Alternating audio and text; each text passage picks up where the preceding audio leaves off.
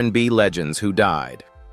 What if we told you that some of the greatest black soul singers you know didn't just change the music industry? They defied odds, broke barriers, and lived lives full of untold stories, from heart-wrenching struggles to undeniable triumphs. These icons didn't just sing, they lived and breathed soul. Prepare to be amazed by the untold truths behind the legends. Do you know the real story of your favorite soul artist? Let us know in the comments. Hit that like button and subscribe to Legends of Black Excellence for more shocking revelations. Aretha Franklin. Aretha Franklin, known as the Queen of Soul, was one of the most influential and powerful voices in the history of music. Born on March 25, 1942 in Memphis, Tennessee, Franklin's talent was evident from a young age. She grew up in a religious household with her father, C.L. Franklin, being a prominent Baptist preacher, which exposed her to gospel music early on. Her powerful, emotive voice was first nurtured in church where she sang hymns and developed a deep connection to music. Franklin's career took off in the late 1950s, when she signed with Columbia Records at the age of 18. However, it was her transition to Atlantic Records in 1967 that marked the beginning of her legendary success. Her first hit with Atlantic, I Never Loved a Man. The Way I Love You catapulted her into stardom, and she quickly became known for her ability to fuse gospel R&B and pop into a style that was uniquely her own. Hits like Respect Think, Chain of Fools, and You Make Me Feel Like a Natural Woman defined her as an iconic figure in American music. Throughout her career, Franklin was recognized not only for her vocal ability, but also for her emotional depth and the way she conveyed powerful messages through her music. She was the first woman inducted into the Rock and Roll Hall of Fame in 1987 and won 18 Grammy Awards, making her one of the most awarded artists in history. Her influence reached far beyond music as she became a symbol of strength, resilience, and the civil rights movement. Franklin used her platform to speak on issues of racial justice and equality, giving voice to the marginalized. Sadly, Aretha Franklin's health began to decline in the 2010s. In 2010, she was diagnosed with pancreatic cancer, which she battled privately for several years. Despite her illness, Franklin continued to perform and record music, delivering stunning performances even in the face of adversity. Her final public performance was in November 2017 at the Elton John AIDS Foundation's charity gala. Aretha Franklin passed away on August 16, 2018, at the age of 76 in Detroit, Michigan. Her death was attributed to complications from pancreatic cancer. The world mourned the loss of a legend whose music not only changed the course of popular music, but also played a crucial role in the empowerment of women and Black Americans. Franklin's death marked the end of an era, but her legacy lives on in her timeless music and her lasting impact on culture.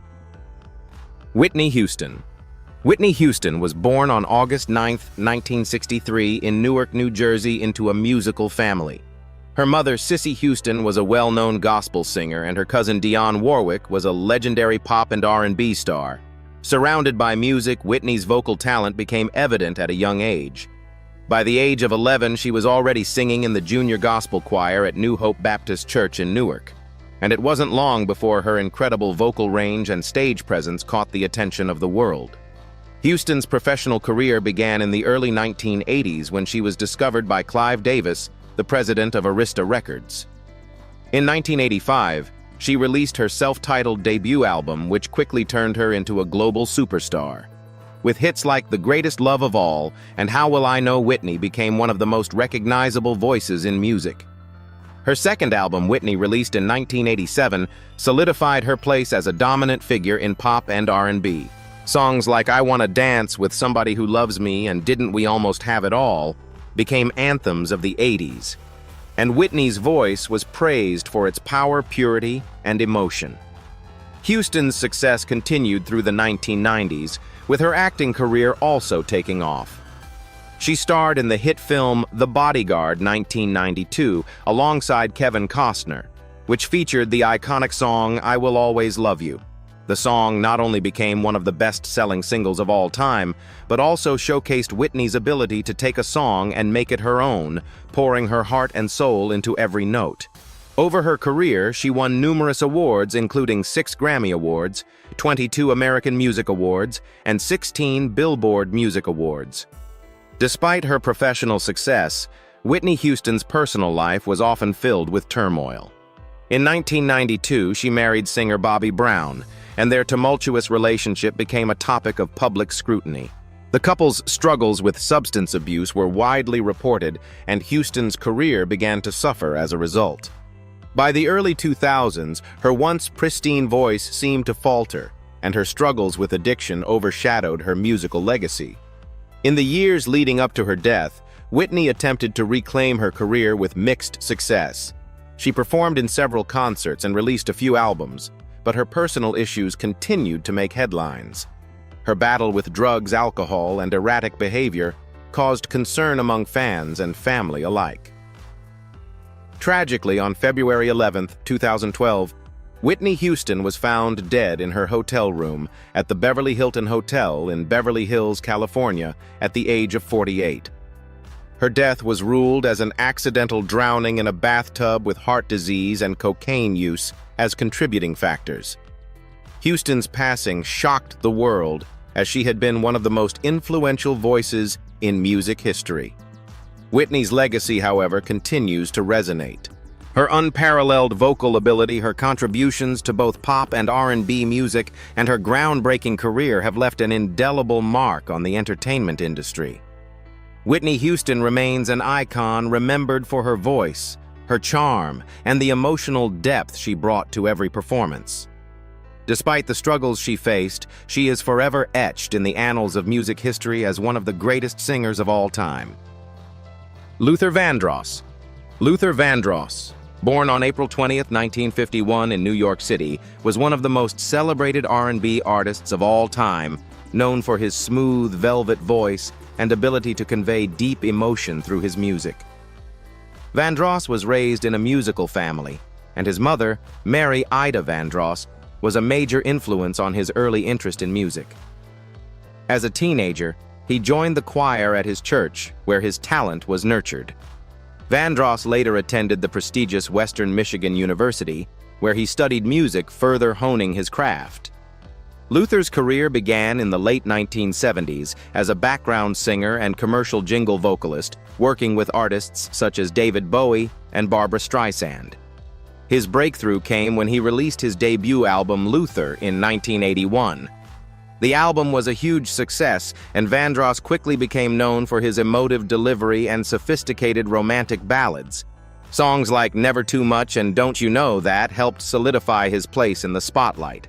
His smooth falsetto and ability to captivate listeners with his lyrics set him apart in the crowded music scene.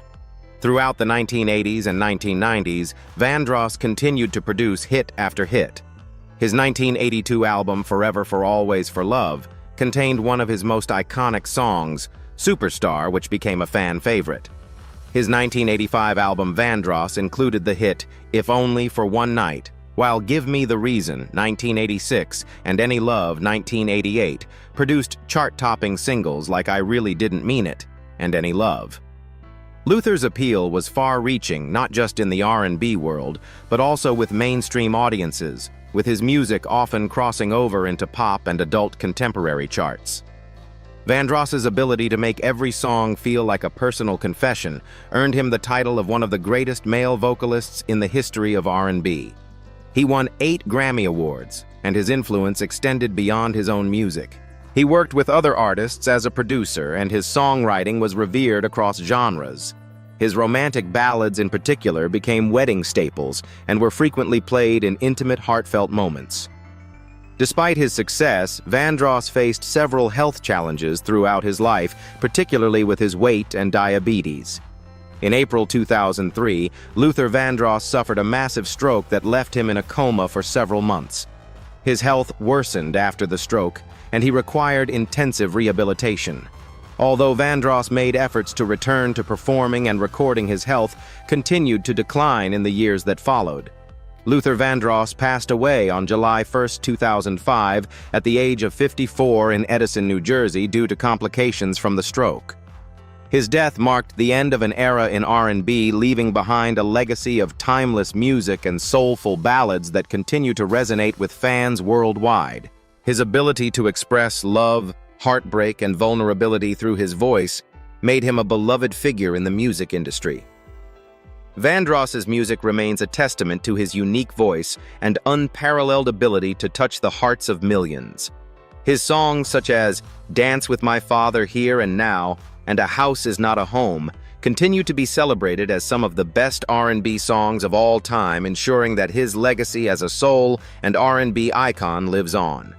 Luther Vandross will always be remembered as the crooner who captured the essence of love and romance in his music, leaving an indelible mark on the world of music.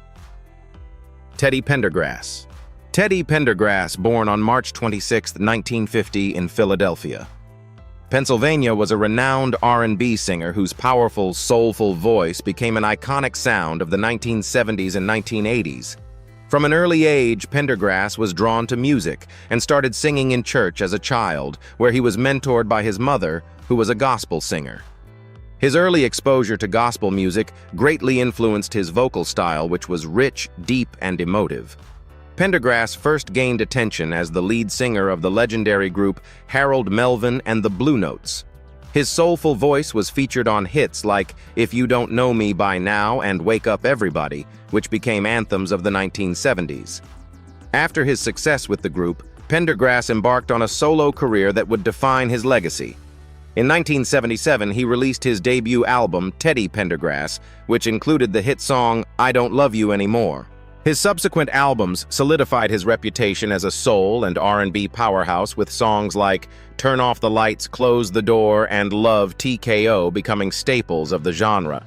Known for his smooth, seductive delivery, Pendergrass became a major force in R&B and soul music. His music was synonymous with romance, and he was known for his intimate ballads that resonated deeply with his audiences. Pendergrass's vocal range, commanding stage presence, and ability to connect with his listeners made him one of the most beloved artists of his time. However, Pendergrass's life took a tragic turn in 1982 when he was involved in a car accident that left him paralyzed from the waist down. Despite the immense physical and emotional challenges that followed, Pendergrass made an inspiring return to the music scene.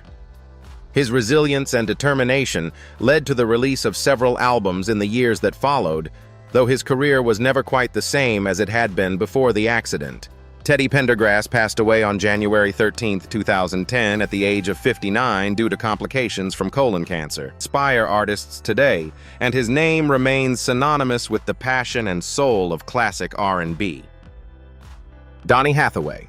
Donny Hathaway, born on January 20, 1945 in Chicago, Illinois, was a gifted musician, singer, and songwriter whose soulful voice left a lasting imprint on the world of R&B and soul music. Hathaway grew up in a musical family, and his mother, who was a gospel singer, introduced him to music at an early age. He developed a love for jazz and gospel, which would later influence his unique blend of soul, jazz, and blues.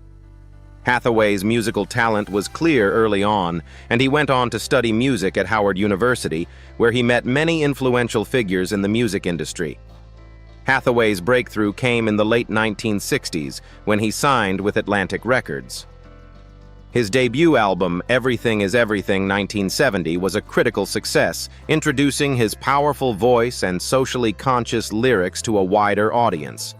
The album produced the hit song The Ghetto, which became an anthem for the Black community and showcased Hathaway's ability to merge social commentary with deep emotion.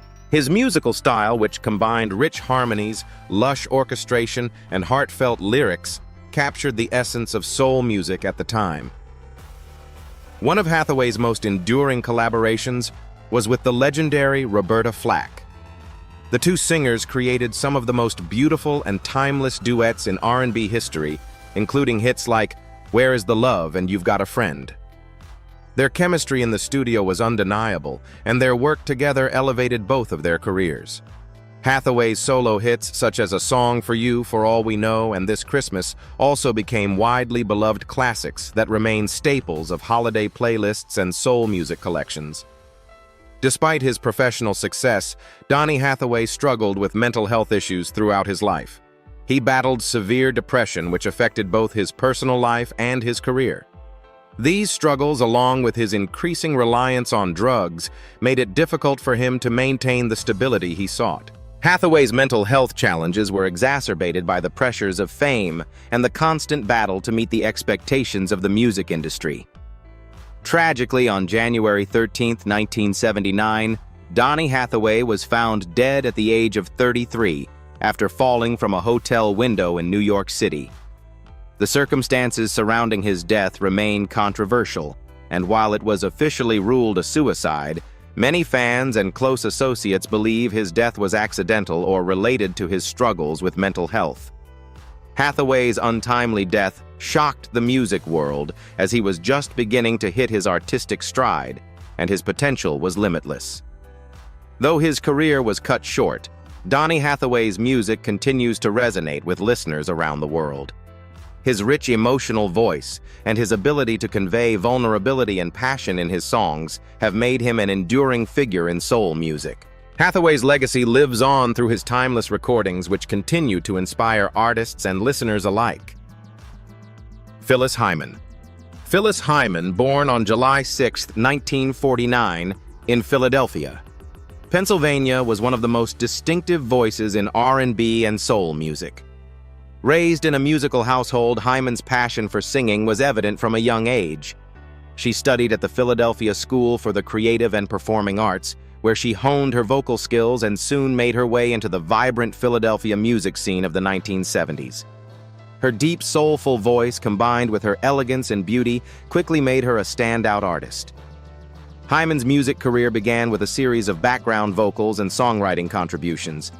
She gained attention in the mid-1970s when she worked with producer Norman Connors on his album You Are My Starship, 1976, which featured the hit Betcha by Golly Wow. The song was a breakthrough for Hyman, and she quickly secured a record deal with Roll. Born on February 6, 1950 in Los Angeles, California, was destined to be a star. The daughter of legendary jazz singer Nat King Cole and singer Maria Hawkins Ellington. Natalie was surrounded by music from the moment she was born. Raised in a household filled with musical greatness, she was introduced to the world of jazz, blues, and R&B early on. Her father's influence was immeasurable, and she was determined to follow in his footsteps, though she would go on to carve out her own unique space in the music industry. Natalie Cole's career took off in the 1970s when she signed with Capitol Records and released her debut album Inseparable, 1975. The album was a commercial success with the title track and the hit This Will Be an Everlasting Love propelling her to stardom.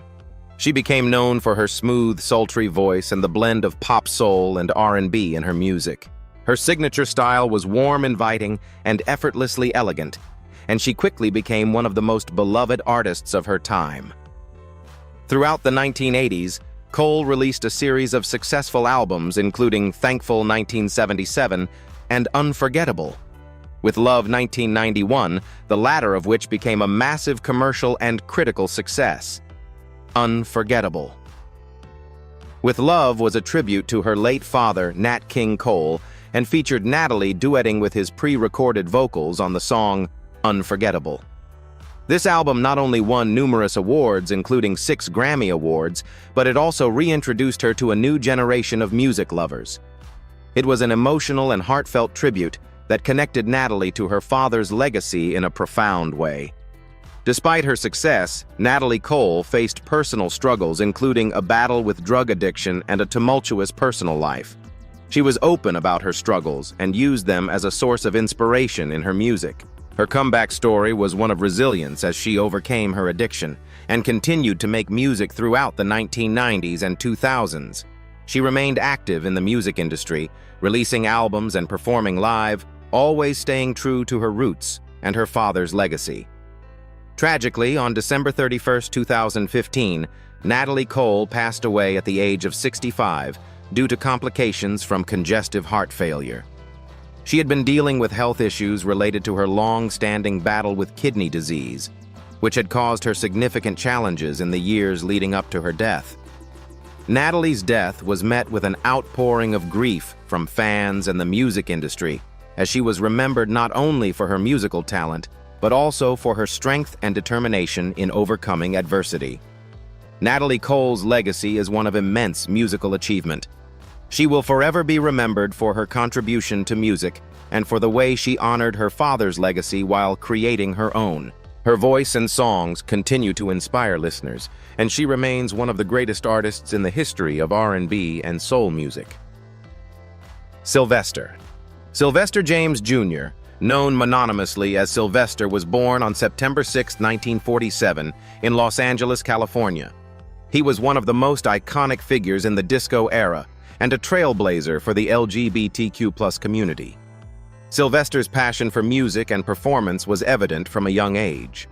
Raised in a religious household, he initially found solace in singing gospel music at church, but his true calling came in the world of soul, disco, and dance music.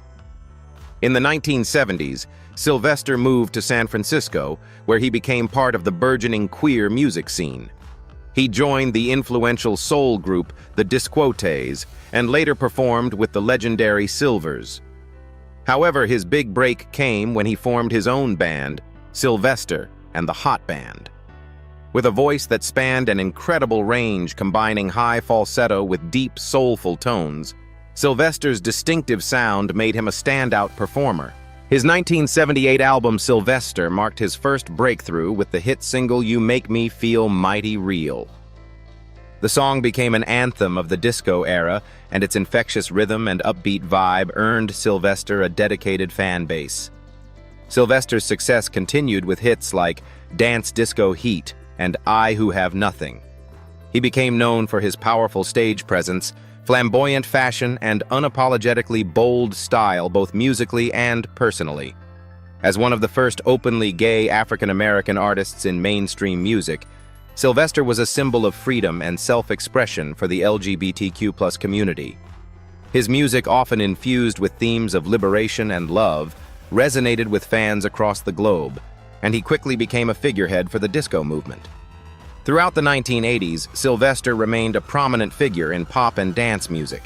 His 1982 album, Living for the City, featured the hit Do You Wanna Funk, which continued his streak of successful danceable anthems. His music was often celebrated for its inclusivity, reflecting the diversity of the people who followed him. He also became a part of the emerging New York City club scene, performing in iconic venues and solidifying his status as a queer icon. Sylvester's health, however, began to decline in the early 1980s.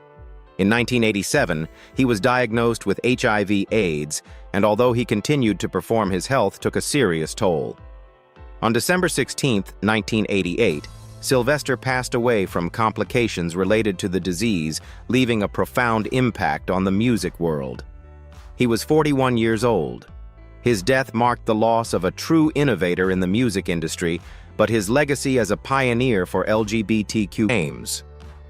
Born James Ambrose Johnson Jr. on February 1, 1948, in Buffalo, New York, was a force of nature in the world of funk soul and R&B music. His infectious blend of funk rock and soul helped define the sound of the late 1970s and early 1980s. James's early life was filled with challenges, and after a troubled childhood and a stint in the U.S. Navy, he returned to Detroit, where he began working with various musical groups, including the Mina Birds, a rock band signed to Motown in the mid-1960s. After a few years of struggle, James began to find his true voice in the music industry. In 1978, he released his debut album, Come Get It, which produced his first hit single, You and I. The song was a breakthrough for James, and he quickly became known for his electric stage presence, distinctive vocal style, and his ability to blend funk with a rock edge. His deep, raspy voice and unapologetic attitude made him stand out in the funk scene, and his music was infectious, filled with rhythms that demanded listeners to dance. James's popularity soared with the release of his 1981 album, Street Songs, which included his signature hit, Super Freak.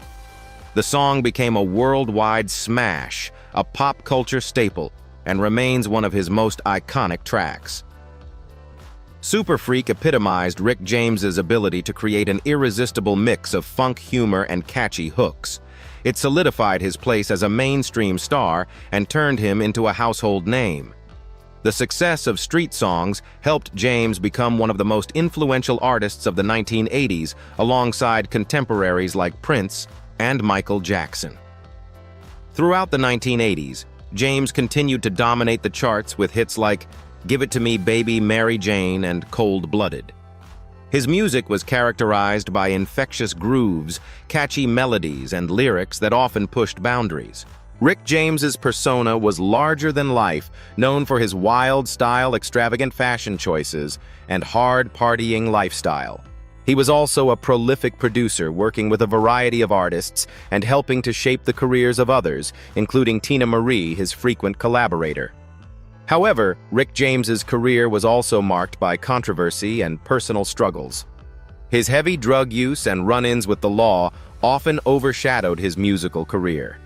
In the mid-1990s, he was arrested and convicted on charges related to drug use and assault, which led to a period of incarceration. Despite these struggles, James remained a beloved figure in the world of music, often looking back on his tumultuous life with humor and self-awareness. Rick James passed away on August 6, 2004, at the age of 56 due to cardiac arrest, which was likely caused by his years of drug abuse. His death marked the loss of one of the most influential and unique figures in funk music. James's contributions to the genre are undeniable, and his songs remain timeless. Super Freak continues to be a cultural reference, and his influence can still be seen in today's music. Rick James will always be remembered for his boldness, his innovative sound, and his larger-than-life personality that captured the spirit of funk. Tammy Terrell. Tammy Terrell. Born Thomasina Winifred Montgomery on April 29, 1945, in Philadelphia, Pennsylvania, was one of Motown's brightest stars. She was a gifted singer with a voice that resonated deeply with soul music lovers. Growing up in a musical household, Terrell's love for music was apparent from an early age. She attended Philadelphia's High School of Creative and Performing Arts, where she began developing her vocal talents. Her big break came in the mid-1960s when she was discovered by Motown Records and signed to the label. Terrell's first major hit came when she was paired with the legendary Marvin Gaye. Their duets became some of the most iconic songs in Motown history, with hits like Ain't No Mountain High Enough, Your Precious Love, and If I Could Build My Whole World Around You. Their musical chemistry was undeniable, and their partnership brought a freshness to Motown's already successful formula. Terrell's ability to deliver passionate and heartfelt performances paired with Gaye's smooth vocals made them one of the most beloved duos in soul music. Her career, however, was cut tragically short. Despite her success in the early years, Terrell was diagnosed with a brain tumor in 1967, and she battled the illness for several years. During this time, she continued to record and perform, although her health was deteriorating. In 1970, while on stage with Marvin Gaye, she collapsed in his arms. She had to be hospitalized and later had surgery for the tumor, which was ultimately diagnosed as a form of cancer. Despite her struggle with illness, Tammy Terrell's spirit remained strong, and she recorded more music before her health worsened. Unfortunately, the battle took its toll on her, and on March 16, 1970, at the age of 24, Tammy Terrell passed away from complications related to her brain tumor. Her death came just as her career was reaching new heights, and the world lost a gifted artist far too soon. Tammy Terrell's legacy lives on through her unforgettable duets with Marvin Gaye and her contribution to the Motown sound. Her voice and presence continue to inspire generations of artists and listeners, and she remains an enduring figure in the history of soul and R&B music. Marvin Gaye. Marvin Gaye, born on April 2, 1939 in Washington, D.C., was one of the most influential and groundbreaking artists in the history of R&B, soul, and pop music. Raised in a religious household, Gaye initially sang in the church choir, where his powerful voice was noticed early on. He later moved to Detroit, Michigan, where he began working with the legendary Motown Records. Gaye's musical journey began in the late 1950s when he joined Harvey Fuqua's group, the Moonglows. His distinctive voice, which blended smooth falsetto and soulful depth, made him stand out, and soon he was signed to Motown. In the 1960s, Gaye became a fixture in Motown's roster, releasing hit after hit with songs like "Ain't No Mountain High Enough, Heard It Through the Grapevine," and "I Heard It Through the Grapevine." He was often referred to as the Prince of Motown due to his smooth, sensual voice and ability to connect with listeners on an emotional level. Gaye's music, particularly his romantic ballads, resonated deeply with audiences and helped define the sound of 1960s soul music. However, it was Gaye's 1971 album, What's Going On, that cemented his legacy as one of the greatest artists of all time. The album, which tackled social issues such as poverty, war, and environmental destruction, was groundbreaking both musically and thematically. The title track, What's Going On, became a timeless anthem for social justice, and the album is widely regarded as one of the most important in the history of American music. Gaye's ability to merge political and social commentary with soul music was revolutionary and set him apart from his contemporaries. Throughout the 1970s, Gaye continued to innovate, releasing albums like Let's Get It On 1973 and I Want You 1976, both of which showcased his versatility and his ability to explore themes of love, sensuality, and desire. These albums brought him even greater commercial success, and he became known for his smooth, seductive ballads, as well as his ability to fuse genres like soul funk and pop. Despite his professional success, Marvin Gaye's personal life was tumultuous. He struggled with depression, drug addiction, and marital problems, particularly with his second wife, Janice Gaye. The pressures of fame, combined with his personal issues, created a storm that led to periods of isolation and emotional distress for the artist. Tragically, Marvin Gaye's life was cut short on April 1, 1984, just one day before his 45th birthday. He was shot and killed by his father, Marvin Gaye Sr., after a heated argument in their family home in Los Angeles. The incident was a shocking and tragic end to the life of one of the greatest voices in music history. His death left a void in the music world, as Gaye's talents and creativity were still flourishing at the time of his passing. Marvin Gaye's influence is still felt today. His music has had a profound impact on soul, R&B, and pop music, and he remains an icon in the world of music. His timeless hits, his social consciousness, and his soulful voice continue to inspire new generations of artists and listeners. Gaye's legacy is not just in his music, but also in the way he used his platform to address issues that were important to him and his community, making him not only a musical legend, but also a cultural trailblazer. Etta James.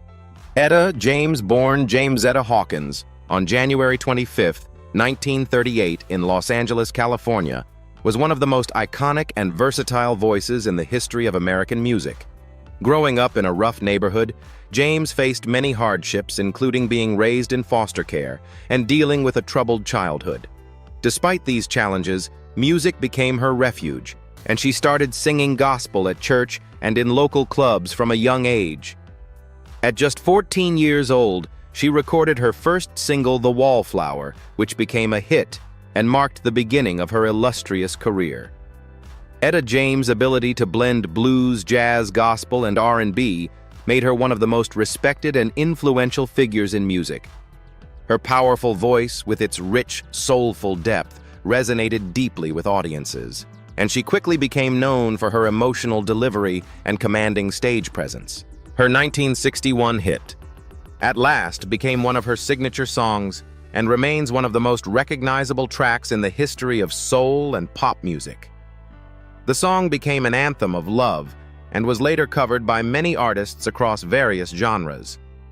Throughout her career, James released more than 30 albums and scored numerous hits. Songs like Tell Mama I'd Rather Go Blind and Something's Got a Hold on Me showcased her remarkable vocal range and her ability to infuse each song with heart and soul.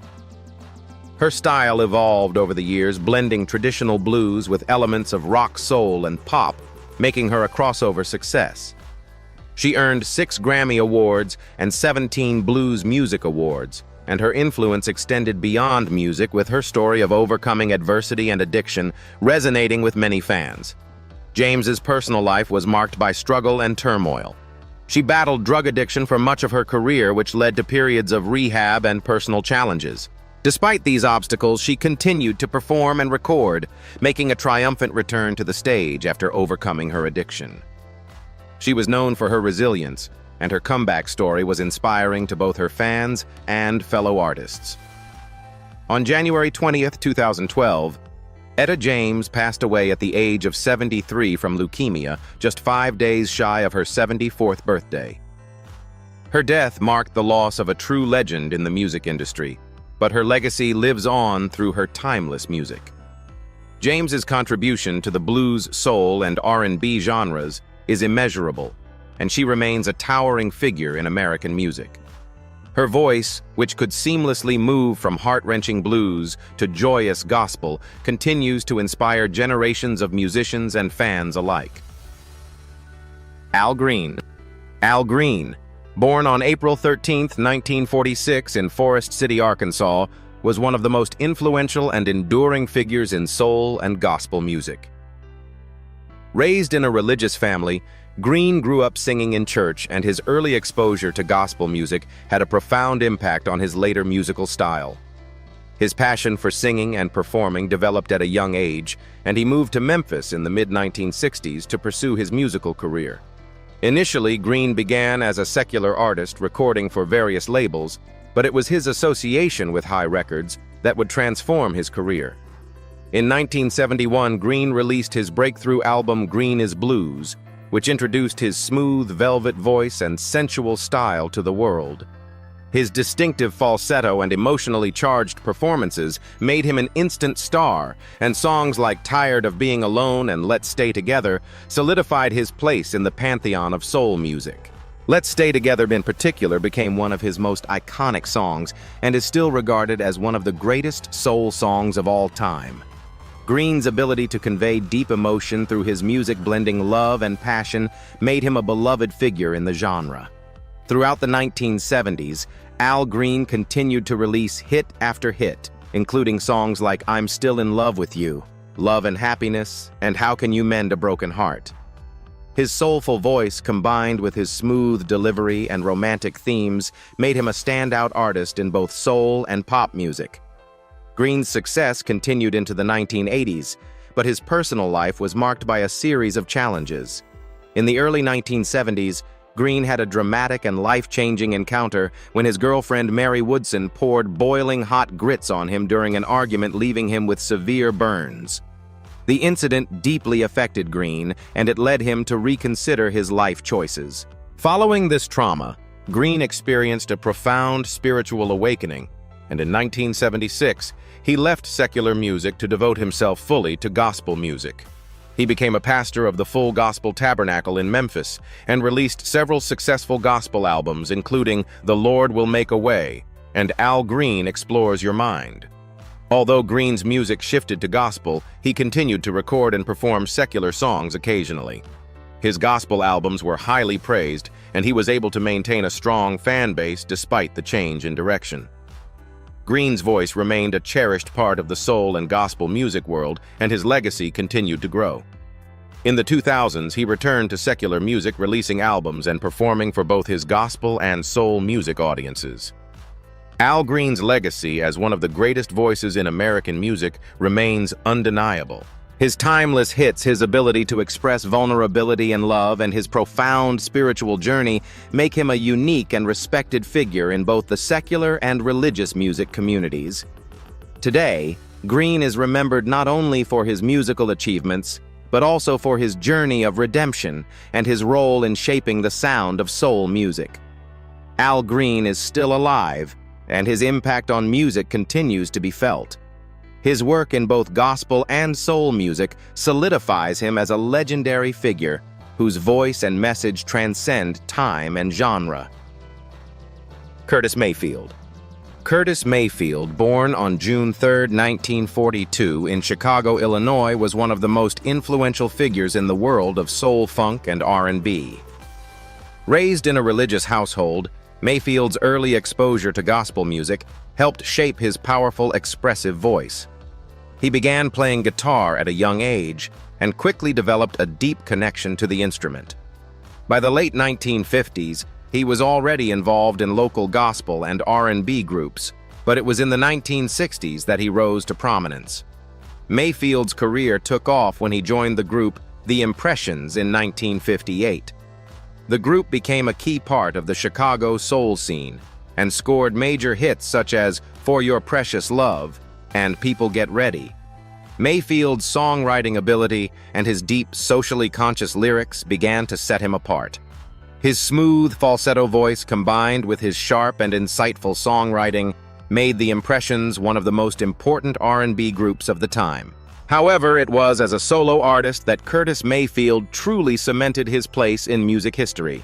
His 1970 album Curtis became an instant classic with songs like Move On Up and If There's a Hell Below, We're All Going to Go, showing off his remarkable ability to fuse socially aware lyrics with a powerful, funky sound.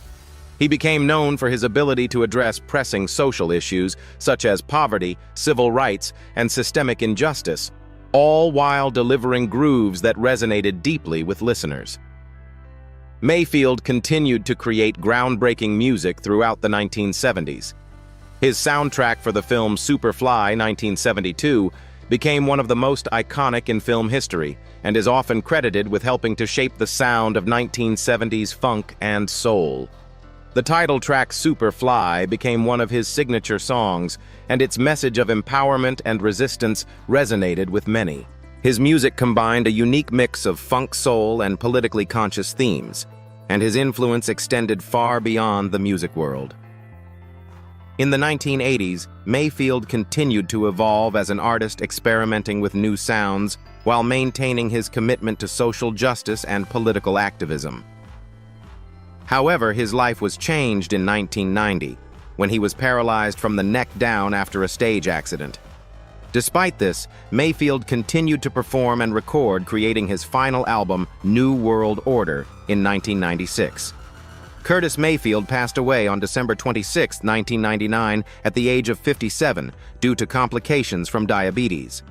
His death marked the end of an era for socially conscious soul music, but his legacy continues to thrive through his timeless music. Mayfield's contributions to music, particularly his fusion of soul funk and social commentary, solidified his place as one of the greatest songwriters and performers of all time. His work still resonates in today's music and culture, and his messages of hope, empowerment, and resistance continue to inspire artists and listeners alike. Billy Paul. Billy Paul, born Paul Williams on December 1, 1934, in Philadelphia, Pennsylvania, was one of the most distinctive voices in soul music during the 1970s. Raised in a family with a deep love for music, Paul was introduced to jazz and gospel music early on. His smooth baritone voice and ability to infuse emotion into his performances made him stand out in the crowded world of soul and R&B. Paul's early career saw him perform as a session singer and with several jazz bands, but his breakthrough came in 1972 with the release of his landmark album, 360 Degrees of Billy Paul. The album was a commercial and critical success, thanks in large part to the massive hit single, Me and Mrs. Jones. The song, a sultry ballad about a secret, forbidden love affair, became an instant classic and remains one of Paul's signature songs. Me and Mrs. Jones reached #1 on the Billboard Hot 100 and solidified Paul's reputation as a master of smooth, soulful ballads. The track's success helped propel 360 Degrees of Billy Paul to widespread recognition, and it became a defining moment in soul music. Throughout the 1970s, Billy Paul continued to release albums and produce hits that resonated with audiences. His 1973 album, War of the Gods, featured the hit War, which took on a more politically charged tone. With songs that addressed issues of race justice and societal struggles, Paul demonstrated his ability to blend soul with social commentary, much like his contemporaries Curtis Mayfield and Marvin Gaye. His music often combined elements of jazz, soul, and funk, showcasing his versatility as an artist. In the years that followed, Paul continued to tour and release albums, but his commercial success waned as the music industry shifted in the 1980s. Nonetheless, he remained an important figure in soul music, particularly for his ability to craft songs that captured complex emotions and social issues. His career spanned several decades, and his music continued to be appreciated by fans old and new who admired his unique voice and ability to create soulful, heartfelt music. Billy Paul's personal life was marked by a deep commitment to his family and his music. He continued to perform throughout his later years, maintaining a reputation for being a consummate professional and an artist who truly understood the power of a good song. His work influenced countless soul and R&B artists, and his legacy remains intact as one of the key voices of 1970s soul music. Billy Paul passed away on April 24, 2016, at the age of 81 from pancreatic cancer. His death was mourned by fans and artists alike, as he was remembered not only for his iconic hit, Me and Mrs. Jones, but for his deep, soulful contributions to the world of music. Billy Paul's legacy lives on in the timeless quality of his music, which continues to touch the hearts of listeners around the world. Sly Stone. Sylvester Stewart, better known as Sly Stone, was born on March 15, 1943 in Denton, Texas. Stone's unique sound and visionary approach to music played a pivotal role in the development of funk music. He grew up in a musical family, and his early exposure to various genres like gospel, jazz, and blues deeply influenced his style. Stone was a multi-instrumentalist who could play the keyboard, guitar, and bass, and his eclectic musical influences allowed him to blend different styles in innovative ways. In the late 1960s, Sly Stone formed the band Sly and the Family Stone, which would go on to become one of the most influential acts of the funk era. The group's groundbreaking sound fused soul rock funk and psychedelia, breaking down racial and gender barriers in a time of social upheaval. Stone, who was openly inclusive, made a point of assembling a racially diverse band, and the band's success became a powerful statement of unity during the civil rights movement. Sly and the Family Stone's 1969 album Stand was a massive success and included the chart-topping hit Everyday People. The song's message of unity and equality resonated with people worldwide and became an anthem for social change. Another signature song, Thank You for Letting Me Be Myself, Again released in 1970, showcased Stone's ability to fuse infectious funk grooves with deep social commentary. Throughout the early 1970s, Sly and the Family Stone continued to dominate the charts with hits like Family Affair and Hot Fun in the Summertime. Stone's innovative use of layered funk rhythms, catchy melodies, and socially conscious lyrics helped cement his place as one of the pioneers of funk music. His music was energetic, raw, and filled with vibrant psychedelic textures, all of which captured the spirit of the time. However, Sly Stone's career began to unravel in the late 1970s. His struggles with drugs and personal issues began to take a toll on his health and professional life. His behavior became erratic, and he stopped showing up for shows, causing turmoil in the band. By the mid-1980s, Stone had largely disappeared from the public eye, and his once thriving career was in decline. Sly Stone's legacy, however, remains intact. Despite his struggles with addiction and his later absence from the spotlight, his music continues to inspire generations of artists and listeners. Sly Stone's pioneering influence on funk, soul, and rock music cannot be overstated. His fusion of genres and his ability to challenge conventions made him a true trailblazer in the world of music. His legacy is woven into the fabric of modern funk, hip-hop, and even pop music. Stone's later life was marked by legal battles, personal struggles, and a period of relative obscurity, but in the years leading up to his 70s, he made efforts to perform and reconnect with his audience. His impact on music, however, remains indelible, with songs like Dance to the Music, I Want to Take You Higher, and Thank You, continuing to inspire musicians and fans alike. Sly Stone's story is one of genius creativity and tragedy, but his contribution to music is undeniable. George Clinton. George Clinton, born on July 22, 1941 in Kannapolis, North Carolina, is one of the most revolutionary figures in the history of funk music. Known for his wild, eclectic style and larger-than-life persona, Clinton became the driving force behind the funk movement of the 1970s and beyond. Growing up in a musically inclined family, Clinton was heavily influenced by gospel blues and jazz. He started his career in the 1950s as a doo-wop singer, but it wasn't until the 1960s that he began experimenting with a more eclectic sound that would eventually define his career. Clinton's breakthrough came in the early 1970s when he formed the bands Parliament and Funkadelic, which would go on to redefine the concept of funk music. Funkadelic's self-titled debut album was released in 1970, and it was unlike anything that had come before it. The band's blend of psychedelic rock soul and funky rhythms laid the foundation for Clinton's vision of a new musical genre. With Funkadelic, Clinton pushed the boundaries of traditional funk music, infusing it with experimental sounds, hard-hitting grooves, and deeply political messages.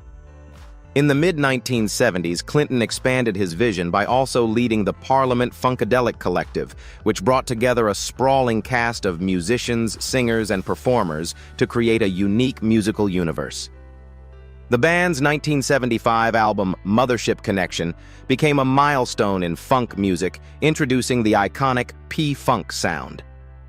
The album's hit single, Give Up the Funk, Tear the Roof Off the Sucker, became an anthem of the genre, and its combination of hard funk grooves, futuristic sounds, and social consciousness made it one of the most influential albums in the history of funk.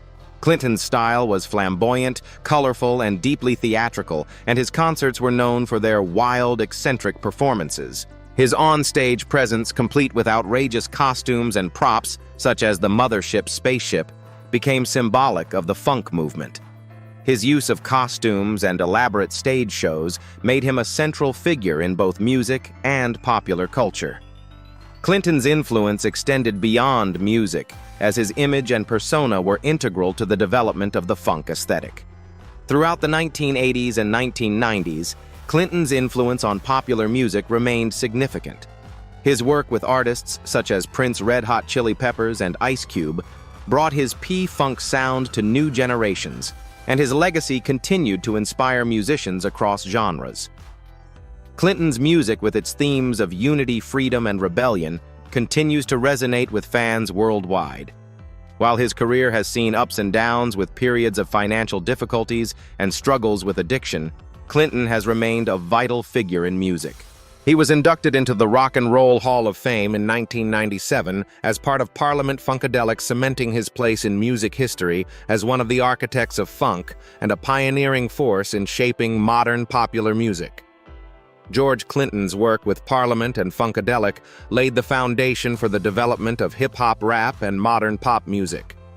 His unique sound and visionary approach to funk music have made him a towering figure in American music history, and his influence can be heard in the works of countless artists today. Bobby Womack. Bobby Womack, born on March 4, 1944 in Cleveland, Ohio, was one of the most influential soul and R&B singers of the 20th century. Raised in a musical family, Womack's early years were filled with music, and by the time he was a teenager, he was already performing in his family's gospel group. However, his real breakthrough came in the 1960s when he joined the group, the Valentinos, led by his father, Friendly Womack. The Valentinos' 1964 hit, Looking for a Love, was a turning point in Bobby's career, but it was his decision to pursue a solo career that truly defined him as an artist. Womack's voice, which ranged from smooth and tender to raw and gritty, became one of the most recognizable in soul and R&B music. His 1968 debut album, Bobby Womack Sings Soul, laid the foundation for his successful solo career. His success skyrocketed in the 1970s with songs like That's the Way I Feel About Cha and If You Think You're Lonely Now, which became soul classics. Womack's ability to capture the nuances of love, longing, and heartbreak in his songs made him one of the most emotionally compelling voices of the era. His music was marked by a deep, soulful intensity, and he was known for weaving complex narratives about love, betrayal, and passion. His sound blended elements of gospel soul and blues, and Womack's songwriting, which often drew from his own personal experiences, resonated with audiences worldwide. His music was timeless, with hits like Across 110th Street, the title track from the 1972 film of the same name, cementing his place in soul and pop culture.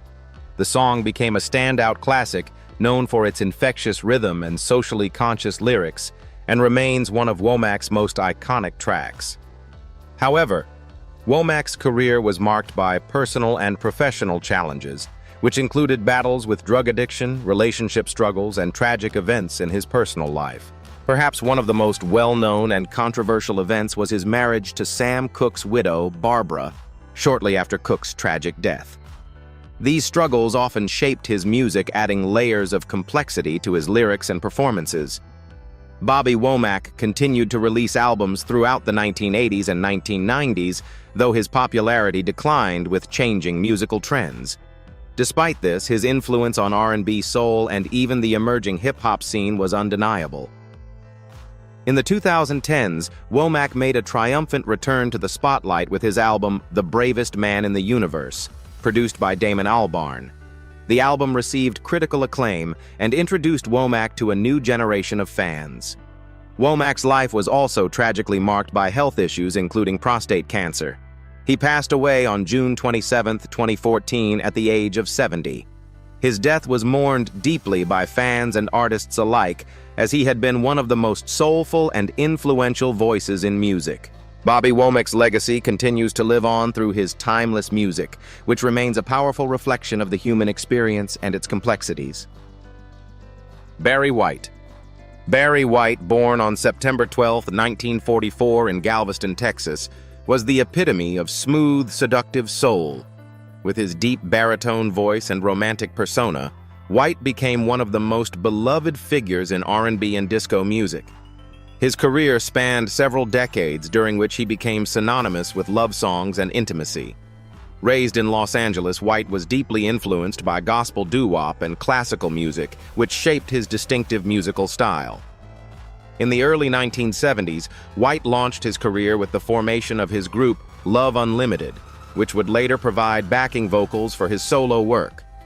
His 1973 album I've Got So Much to Give was his debut solo project, and it featured the hit song, I'm Gonna Love You Just a Little More Baby.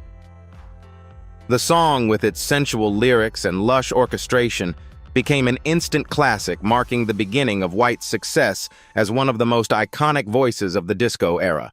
The song's success launched White into stardom and set the stage for an entire catalog of love ballads. White's deep voice became synonymous with sensuality and romance. His next album, Stone Gone 1973, produced the hit Never Never Gonna Give You Up, which became one of his signature tracks. His style was unique, blending orchestral arrangements with smooth, funky rhythms, creating the Barry White sound. His lush productions, which often featured sweeping string sections and lush background vocals, were the perfect backdrop for his signature rich baritone voice. In the late 1970s and early 1980s, Barry White became a global superstar. His 1974 album, Can't Get Enough, featured the classic You're the First, the Last, My Everything, which became one of his most well-known hits. The song's infectious groove and heartfelt lyrics made it an anthem of love and devotion, and it remains one of White's most enduring tracks. His romantic ballads like It's Ecstasy, When You Lay Down Next to Me and Let the Music Play continued to dominate the charts, solidifying White's position as one of the most influential artists of the disco era. Despite his musical success, White's personal life was filled with ups and downs. He battled obesity and health issues, and his struggles with weight and diabetes affected his later years. In the 1990s, White experienced a career revival with the release of The Icon Is Love 1994, which included the hit single Practice What You Preach. The album's success introduced him to a new generation of listeners and marked his return to mainstream popularity. Barry White's health problems continued to worsen, and in 2003 he was hospitalized due to kidney failure. He passed away on July 4, 2003, at the age of 58, leaving behind a legacy of romantic, soul-soothing music. His impact on R&B, disco, and pop music is immeasurable, and his songs continue to be featured in movies, commercials, and celebrations of love. Barry White's deep, soulful voice remains a symbol of romance, and his music will forever evoke the warmth and tenderness of love. Tina Turner. Tina Turner, born Anna Mae Bullock on November 26, 1939 in Brownsville, Tennessee, was one of the most iconic figures in music history. Her journey from a small-town girl to a global rock and roll legend is nothing short of extraordinary. Raised in a segregated southern town, Turner experienced a difficult childhood marked by poverty and family instability. Her talent was evident from an early age, and she began singing in church choirs before moving to St. Louis, where she met Ike Turner, a legendary musician who would become both her musical partner and abusive husband.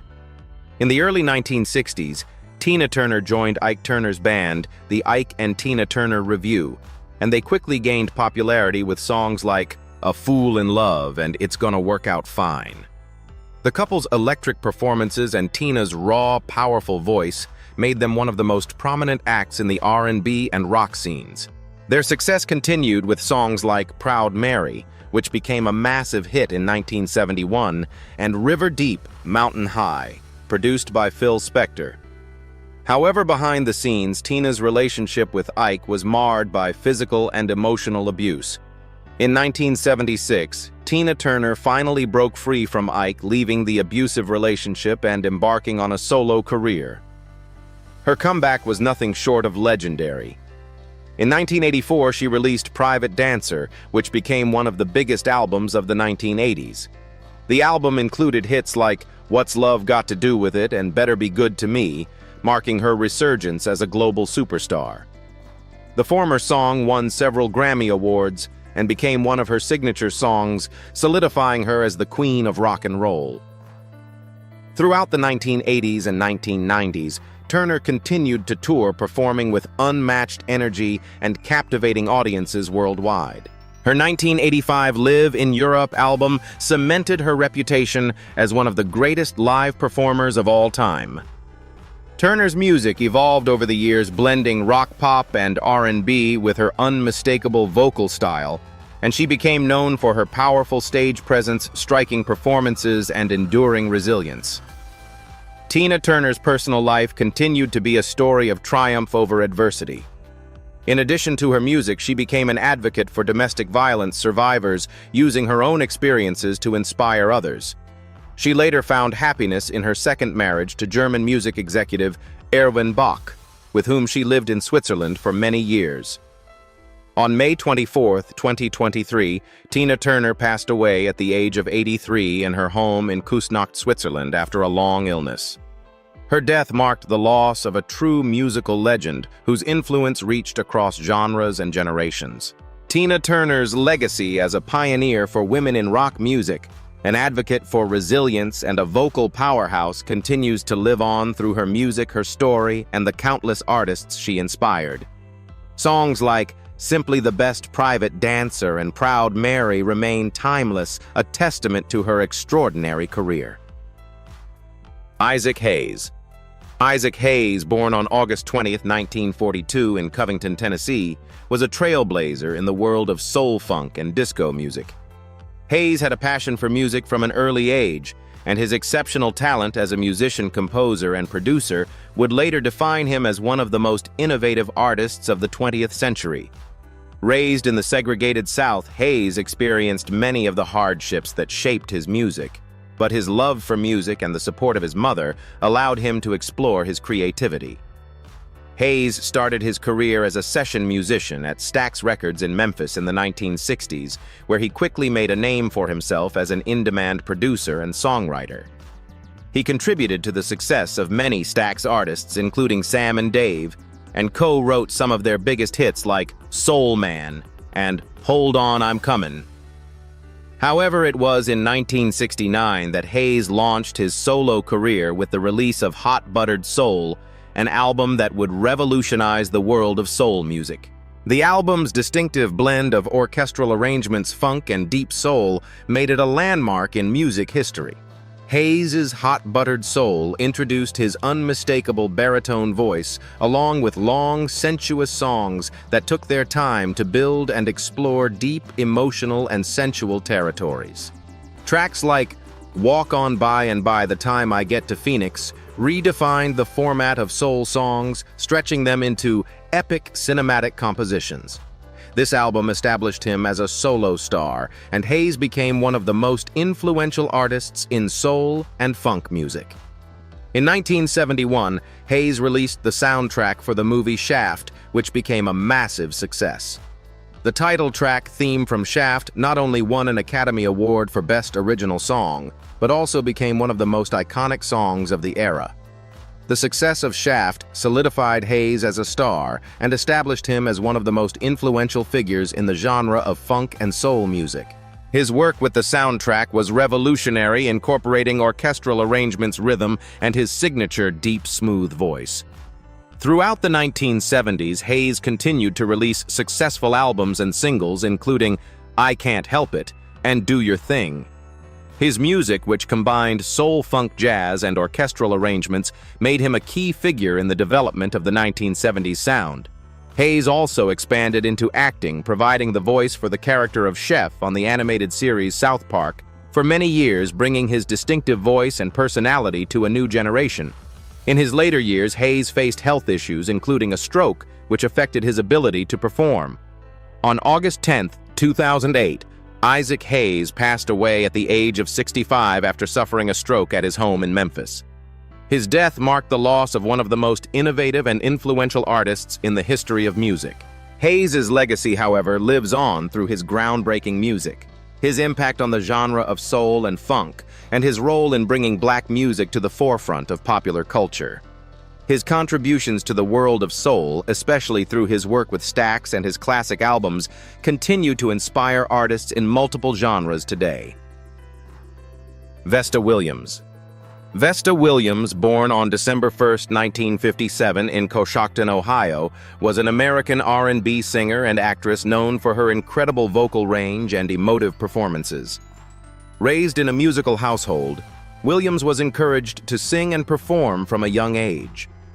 She moved to Los Angeles in the late 1970s, where she began working as a session singer, lending her voice to numerous commercials and background vocals for established artists. Her breakthrough came in the early 1980s when she was signed to A&M Records.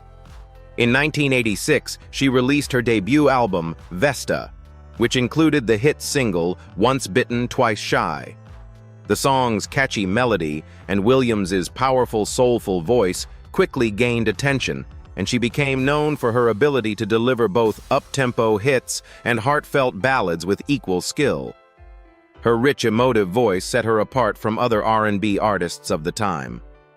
In 1987, Williams released her second album, Vesta 4, which featured the hit single, Congratulations. The song became one of her signature tracks and was a staple on R&B radio, showcasing her vocal range and ability to connect with her audience on an emotional level. Vesta Williams's musical style blended soul, R&B, and a bit of jazz with her vocal delivery, often compared to that of soul greats like Aretha Franklin and Gladys Knight. Throughout the 1990s, Williams continued to release albums, though her commercial success began to wane as R&B music evolved. Despite this, she remained a respected figure in the industry and continued to perform and record music. In addition to her music career, Williams also ventured into acting, appearing in television shows such as The Parent 'Hood and Martin, where she showcased her versatility and charm. Tragically, Vesta Williams passed away on September 23, 2011, at the age of 53. Her death was ruled as an accidental overdose, and she was found in her Los Angeles home. Williams' passing shocked the music world, as she had been relatively quiet in her career's later years, but remained a respected and beloved figure among fans and fellow artists. Her legacy lives on through her timeless songs, and she is remembered as one of the most powerful and distinctive voices in R&B and soul music. Minnie Riperton. Minnie Riperton, born on November 8, 1947 in Chicago, Illinois, was one of the most gifted and unique vocalists in the history of soul and R&B music. Known for her extraordinary 5-octave vocal range and her ability to sing in the whistle register, Riperton was a true vocal virtuoso. Her early life was shaped by music, as her mother was a professional singer who encouraged her love of music from an early age. Riperton began her professional career in the 1960s as a member of various girl groups, including the Gems and the Rotary Connection, before being discovered by the legendary producer Carl Davis. Her breakthrough came in the early 1970s when she released her first solo album, Come to My Garden 1970, which showcased her remarkable vocal abilities but initially went under the radar. Her true commercial success came with her 1975 album Perfect Angel, which included the massive hit Lovin' You. The song, with its gentle melody and Riperton's stunning whistle notes, became an international smash. It remains her signature song and is one of the most iconic soul tracks of the 1970s. The song's heartfelt lyrics, combined with Riperton's ethereal, angelic voice, made it a timeless classic. Her ability to effortlessly transition from deep, soulful notes to soaring high notes placed her in a class of her own, and her vocal techniques, particularly her use of the whistle register, influenced generations of vocalists. Throughout the 1970s, Riperton continued to release successful albums, including Adventures in Paradise 1975 and Minnie 1979, which showcased her range, versatility, and ability to infuse soul, jazz, and pop into her music. Her smooth, sophisticated sound and her ability to convey deep emotion through her voice made her one of the most beloved and respected artists of her time. Tragically, Minnie Riperton's career was cut short by her battle with breast cancer. In 1976, she was diagnosed with the disease, but she continued to perform and record music throughout her treatment. Her 1979 album Minnie was released during her illness, and her song Memory Lane captured the poignancy of her experience. Riperton's health declined rapidly in 1979, and she passed away on July 12, 1979, at the age of 31. Her death left a void in the music world, as she had so much more to give, but her music continues to live on. Minnie Riperton's legacy as a vocal innovator and soul singer is enduring. Her influence on vocalists across genres, especially her groundbreaking use of the whistle register, remains unmatched. Songs like Lovin' You and Inside My Love continue to be celebrated, and she is remembered as one of the greatest vocalists in music history. Her artistry, warmth, and vocal genius remain a defining part of R&B and soul music. Sam Cooke. Sam Cooke, born on January 22, 1931 in Clarksdale, Mississippi, was one of the most influential and groundbreaking artists in the history of soul music. Often referred to as the King of Soul, Cooke's smooth voice, captivating charisma, and ability to blend gospel, pop, and R&B made him one of the most respected figures in American music. Raised in a religious family, Cooke's early exposure to gospel music at the Church of God in Christ had a profound impact on his vocal style. As a teenager, he sang in his church choir, and by the time he was 19, he was already performing as part of the gospel group The Soul Stirrers. In the early 1950s, Cooke transitioned to secular music and signed a record deal with Keane Records. His breakthrough came in 1957 with the release of You Send Me a Song, that became a massive hit and is widely regarded as one of the greatest love songs in the history of pop music. The track's success marked the beginning of a career that would redefine the sound of soul and popularize the genre across racial lines. Cooke's career reached new heights in the early 1960s with a string of hits such as Chain Gang, Wonderful World, and Cupid. His ability to blend smooth melodies with socially conscious lyrics helped him to become a voice of the times. Cooke's style was unique, as he often fused elements of gospel and pop, delivering his soulful ballads with a warmth and sincerity that made him beloved by audiences around the world. Perhaps Cooke's most enduring legacy is his involvement in the civil rights movement. As a prominent African-American artist, Cook used his platform to speak out against racial inequality. One of his most iconic songs, A Change Is Gonna Come, 1964, was directly inspired by his experiences with racism and his desire for change. The song became an anthem for the civil rights movement and remains one of the most powerful songs in the history of popular music. Tragically, Sam Cooke's life was cut short at the age of 33. On December 11, 1964, Cooke was shot and killed at the Hacienda Motel in Los Angeles under mysterious circumstances. The details surrounding his death remain controversial, with some questioning whether it was a justified act of self-defense or a case of foul play. Regardless of the circumstances, his death marked the end of a promising career. Cooke's influence, however, continues to be felt today, and he remains a central figure in the history of soul and R&B music. His songs, including You Send Me, A Change Is Gonna Come, and Wonderful World, continue to resonate with audiences, and his legacy as the King of Soul remains unchallenged. Otis Redding. Otis Redding, born on September 9, 1941 in Dawson, Georgia, was one of the most powerful and influential voices in the history of soul and R&B music. Raised in a church-going family, Redding was exposed to gospel music from an early age, which became the foundation for his later career. He initially sang in church choirs, but it wasn't until he moved to Macon, Georgia in the early 1960s that he began to hone his skills as a professional musician. Redding's big break came when he recorded the iconic song These Arms of Mine in 1962 for Stax Records. His raw, emotive voice and ability to convey pain, passion, and joy through his singing quickly gained attention, and he became a leading figure in soul music. Redding's style was characterized by a unique blend of gospel blues and R&B, and his powerhouse voice was often compared to that of Sam Cooke. His live performances were electrifying, and his stage presence was commanding, making him one of the most dynamic performers of his era. Throughout the 1960s, Redding continued to release hit after hit, including I've Been Loving You Too Long, Respect, and Try a Little Tenderness. The latter, in particular, showcased Redding's ability to take a song and infuse it with his own soul and heart. His 1965 album, Otis Blue, Otis Redding Sings Soul, became one of his most revered records and included some of his most enduring songs.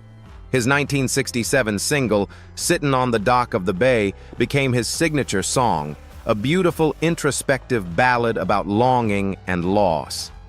The song's heartfelt lyrics and Redding's emotive delivery made it an instant classic and one of the most beloved tracks in soul music. Otis Redding's career was on the rise, and he was poised to reach even greater heights when tragedy struck. On December 10, 1967, at the age of 26, Redding died in a plane crash while traveling to a concert in Madison, Wisconsin. The crash also claimed the lives of several members of his backup band, the Bar-Kays. His death was a devastating loss to the music world, as Redding's potential as an artist was virtually limitless. Despite his short life, Otis Redding left behind an indelible legacy. His contributions to soul music, particularly his ability to blend gospel-inspired passion with the grit and power of R&B, paved the way for future artists. His influence can be heard in the music of artists such as Aretha Franklin, Al Green, and Ray Charles, and his recordings continue to resonate with listeners worldwide. Otis Redding is remembered not only for his timeless music, but also for the way he brought deep emotional depth to every song he sang, making him one of the greatest voices in the history of soul music. James Brown. James Brown, born on May 3, 1933 in Barnwell, South Carolina, is often referred to as the Godfather of Soul and remains one of the most influential musicians in the history of popular music. Growing up in extreme poverty, Brown's early life was filled with hardship, but his passion for music and dance was undeniable from a young age. His mother, a gospel singer, encouraged his musical talents, and he began singing in church and later in local gospel groups. Brown's professional career began in the mid-1950s when he joined the group The Famous Flames, eventually becoming their lead singer. In 1956, he released his breakthrough single, Please, Please, Please, which became a massive hit and set the stage for his future success. The raw intensity and emotion in his voice, paired with his electrifying stage presence, captivated audiences and set him apart from his contemporaries. As the 1960s progressed, James Brown's influence on music began to grow exponentially.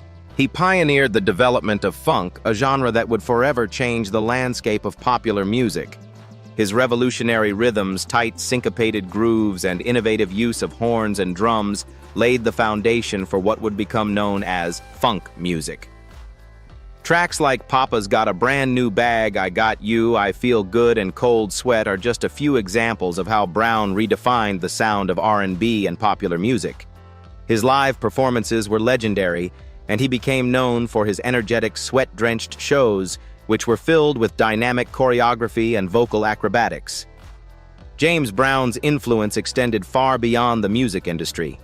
He was a cultural icon who became known for his activism, particularly in the civil rights movement. His songs, such as Say It Loud, I'm Black and I'm Proud, became anthems for African American empowerment and pride, and he used his fame and platform to push for social change. Brown's contributions to both music and culture were immense, and he inspired countless artists across genres from Michael Jackson to Prince, and influenced the development of hip-hop, disco, and pop. Despite his musical success, Brown's life was marked by controversy and personal struggles. His volatile temper and legal issues often overshadowed his career, and he had several run-ins with the law. Nevertheless, his music continued to inspire and impact people around the world. James Brown passed away on December 25, 2006, at the age of 73 from heart failure due to complications from pneumonia. His death was met with an outpouring of grief, as he had left an indelible mark on the music world. His legacy, however, lives on. Brown's influence on soul, funk, and popular music remains profound, and he is remembered as a true pioneer whose innovations changed the sound of modern music forever. His powerful voice, stage presence, and commitment to social change solidified his place as one of the most important figures in music history. Bill Withers. Bill Withers, born on July 4, 1938, in Slab Fork, West Virginia, is widely recognized for his deeply soulful voice and his remarkable ability to tell stories through his music. Growing up in the coal mining town of Slab Fork, Withers had a humble beginning and was raised by his grandmother after his parents separated. He joined the U.S. Navy at 17 and later moved to Los Angeles to pursue his music career. Despite having no formal training, his raw talent and unique sound soon caught the attention of the music industry. In 1971, Withers released his debut album Just As I Am, which featured the hit song Ain't No Sunshine. The song, with its haunting melody and poignant lyrics, became an instant classic and introduced Withers' emotive, soulful voice to the world. His ability to capture universal emotions in simple yet profound lyrics made him a standout artist in the R&B and soul genres. Over the next few years, Bill Withers continued to create music that resonated with people on a deep level. His songs like Lean on Me, Lovely Day, and Use Me became anthems of hope, friendship, and personal empowerment. Lean on Me in particular became a symbol of unity and support, and it remains one of Withers' most beloved songs. His ability to write songs that combined universal themes with heartfelt sincerity made him one of the most respected artists of his time. Withers' music, often simple in structure but rich in emotional depth, continued to find success throughout the 1970s and 1980s. His warm, gravelly voice and storytelling ability set him apart from other artists in the soul and R&B world. He won several Grammy Awards, and his songs have been covered by numerous artists across different genres. Despite his success, Withers' career in the spotlight was relatively brief. In the mid-1980s, he decided to step away from the music industry, citing personal reasons and a desire to live a quieter life. He lived out of the public eye for many years, but his music never lost its relevance. In 2009, Withers was inducted into the Grammy Hall of Fame, and his songs continue to be a source of inspiration for artists today. Bill Withers passed away on March 30th, 2020 at the age of 81 due to heart complications. His death marked the end of an era for soul and R&B music, but his legacy endures through his timeless songs. Bill Withers is remembered for his ability to create simple yet powerful music that connected with people on a personal level, and his music continues to be celebrated for its emotional depth and sincerity. Solomon Burke. Solomon Burke, born on March 21, 1940 in Philadelphia, Pennsylvania, was one of the most influential figures in the development of soul, R&B, and rock music. Known as the King of Rock and Soul, Burke's deep, commanding voice and charismatic presence on stage made him a standout performer in the 1960s. Raised in a large family in a religious household, Burke was exposed to gospel music early on, and his father was a pastor. His gospel background would later influence the way he approached soul music, blending emotional delivery with spiritual depth. Burke's music career began in the late 1950s, and by the early 1960s, he had signed with Atlantic Records. His first big hit, Just Out of Reach of My Two Open Arms in 1960, marked the beginning of his successful run with the label. However, it was his 1961 song, Cry to Me, that became one of his signature hits. The song, with its aching vocals and raw emotion, has since become a soul classic and was featured in the soundtrack of the film Dirty Dancing. It highlighted Burke's ability to convey deep longing and emotion, earning him a place as one of the premier soul artists of the era. Throughout the 1960s and 1970s, Solomon Burke continued to record a string of hits, including Everybody Needs Somebody to Love, None of Us Are Free, and The Price. His music often crossed genres, blending gospel, R&B, rock, and country, making him one of the most versatile performers of his time. He became known not only for his vocal ability, but also for his engaging live performances, often working a crowd with his dynamic stage presence and charismatic energy.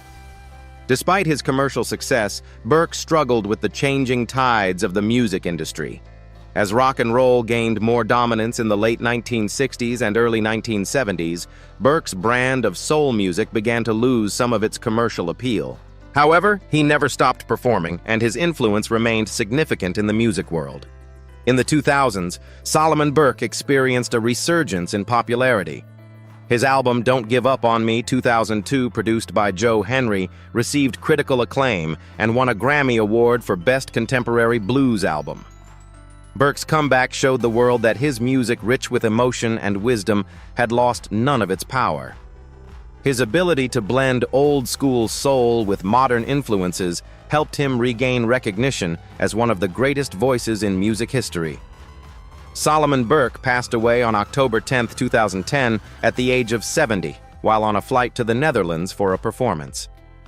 His death was sudden and unexpected, marking the end of an era for soul music.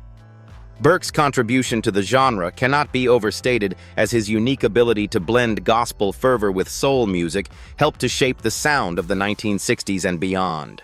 He is remembered as a pioneering figure whose powerful voice and dynamic performances continue to influence artists to this day. Ronnie Hawkins. Ronnie Hawkins, born on January 10, 1935 in Huntsville, Arkansas, was an American-Canadian rockabilly singer and musician who became a key figure in the development of Canadian rock music. Known for his high-energy performances and charismatic stage presence, Hawkins was a pioneer of the rock and roll movement in Canada and is considered one of the country's first rock superstars. Hawkins moved to Canada in 1958 and quickly became a beloved figure in the Canadian music scene. His high-octane performances and rockabilly style made him a standout performer, and he became known for hits like Mary Lou and Susie Q. His music was a mix of rockabilly, blues, and country, and his band, the Hawks, became one of the most famous backing groups of the era. In fact, the Hawks would later go on to achieve worldwide fame as Bob Dylan's backing band, known as the band making Hawkins, an integral part of rock history. Hawkins' influence on Canadian music is immeasurable. Not only was he one of the first artists to bring rock and roll to Canada, but he also helped to shape the Canadian music industry by mentoring and influencing future generations of musicians. His lively performances and dedication to his craft made him a fixture in the Canadian music scene for decades. Throughout his career, Hawkins released several albums and had hits in both Canada and the US, including Hey Bo Diddley and Mary Lou. Despite his success, Hawkins' life was not without challenges. His relationship with the Canadian government was often rocky, and he faced struggles with the music industry and his personal life.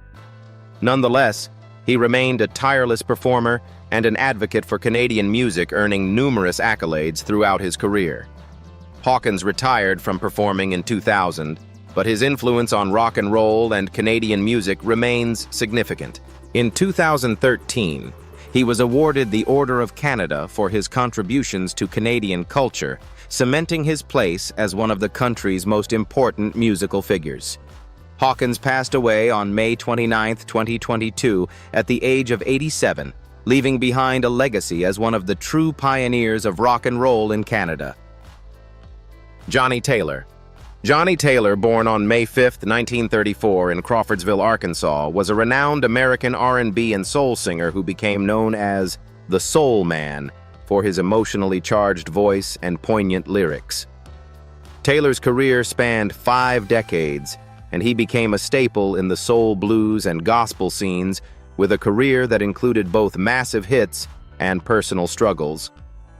Taylor began his career in gospel music singing in church choirs as a child, and later joined gospel groups such as the Highway QCs and the Soul Stirrers, the latter of which he became the lead vocalist in 1957. His gospel roots were evident in the intensity of his soul performances, and his time with the Soul Stirrers set the stage for his transition into secular music. In 1961, Taylor began recording for the influential Stax label, where he released several successful albums. It was during his time at Stax that Taylor gained national attention with his hit Who's Making Love in 1968. The track showcased his smooth baritone voice and his ability to convey deep emotions through his music. The song, with its catchy melody and Taylor's soulful delivery, became one of the most iconic songs in the history of soul music. His 1973 hit, I Believe in You, You Believe in Me, further cemented his place as one of the genre's leading voices. Taylor's career took a more mainstream turn in the 1970s with the release of his album Wanted the Best of Johnny Taylor. The single Disco Lady, released in 1976, became his first #1 hit on the Billboard Hot 100, and it also made him the first soul artist to receive a gold record for a single. His ability to adapt to changing musical trends, including the disco movement, kept him relevant throughout the decades, and he remained a chart-topping artist for much of his career.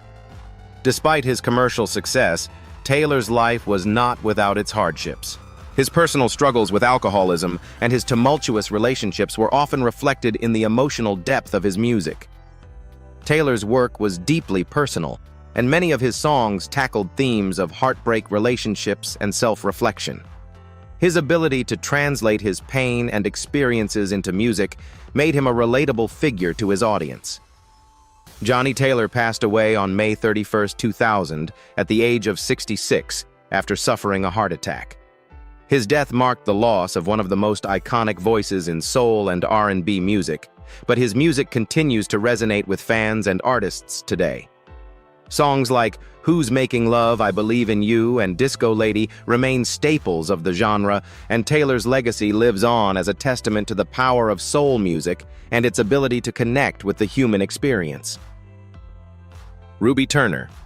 Ruby Turner, born on June 22, 1958 in Montego Bay, Jamaica, is a celebrated British singer, songwriter, and actress known for her powerhouse vocals and unique blend of soul, R&B, and reggae influences. Raised in a musical family, Turner's early exposure to Jamaican and gospel music deeply shaped her sound.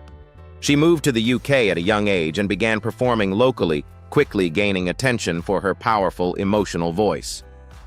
Turner's professional breakthrough came in the 1980s when she joined the legendary British soul band The Corgis as a backup vocalist. Her voice stood out on their hits, and she quickly established herself as a talent to watch. However, it was her solo career that really showcased her full potential. Her debut album, Ruby Turner 1986, was a mixture of soulful ballads and up-tempo tracks, earning her recognition on the UK R&B scene. Throughout the 1990s, Turner released several successful albums, including The Other Side of Ruby 1992 and Ruby Turner Live at the Jazz Cafe 1996, which included the hit I'd Rather Go Blind, a soulful ballad that demonstrated her vocal range and emotional depth. Her ability to seamlessly blend soul, blues, and jazz influences with her Caribbean roots made her one of the most respected voices in British R&B. Turner's stage presence is equally as magnetic as her voice, with her live performances often described as emotionally charged and deeply passionate. In addition to her solo career, Turner became known for her collaborations with other artists. She worked with some of the biggest names in the industry, including Bryan Ferry and Jools Holland, appearing on various albums and in live performances. Her work with Jools Holland in particular cemented her status as a prominent figure in the British music scene, and she became a regular on his TV shows and live performances. Over the years, Turner continued to enjoy success with both her solo projects and her collaborations. She also ventured into acting with appearances in several television dramas and stage productions, showcasing her versatility as an entertainer. Ruby Turner's music is a testament to her enduring talent and her ability to connect with audiences through her soulful performances. Her voice remains one of the most powerful and beloved in British R&B, and her influence on the genre continues to be felt. With a career spanning over 3 decades, Ruby Turner remains a true icon of rhythm and blues, known for her emotional depth, her vocal mastery, and her undeniable stage presence. Angela Winbush. Angela Winbush, born on January 18, 1955 in St. Louis, Missouri, is one of the most celebrated vocalists and songwriters in the R&B and new jack swing genres.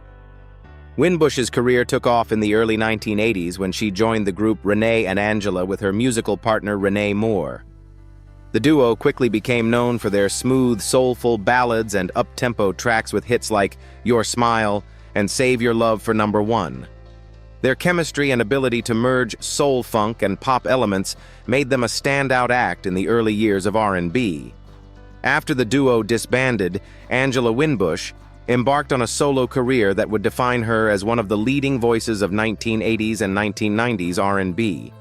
In 1987, she released her debut solo album Sharp, which included the hit Angel, a song that showcased her vocal range and emotional depth.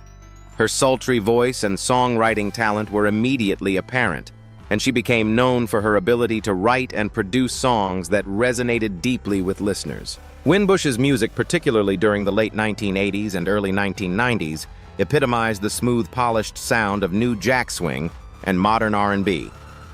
Her 1989 album The Real Thing produced several hits, including It's the Real Thing and I Don't Need Your Love. Winbush's ability to combine sensuality with strong, confident vocals made her a standout artist, and her smooth harmonies became a staple of R&B radio. In addition to her work as a solo artist, Winbush was an accomplished songwriter and producer. She wrote and produced hits for other artists, most notably I'll Be Overjoyed for her former partner Renee Moore and Secret Lovers for the group Atlantic Starr.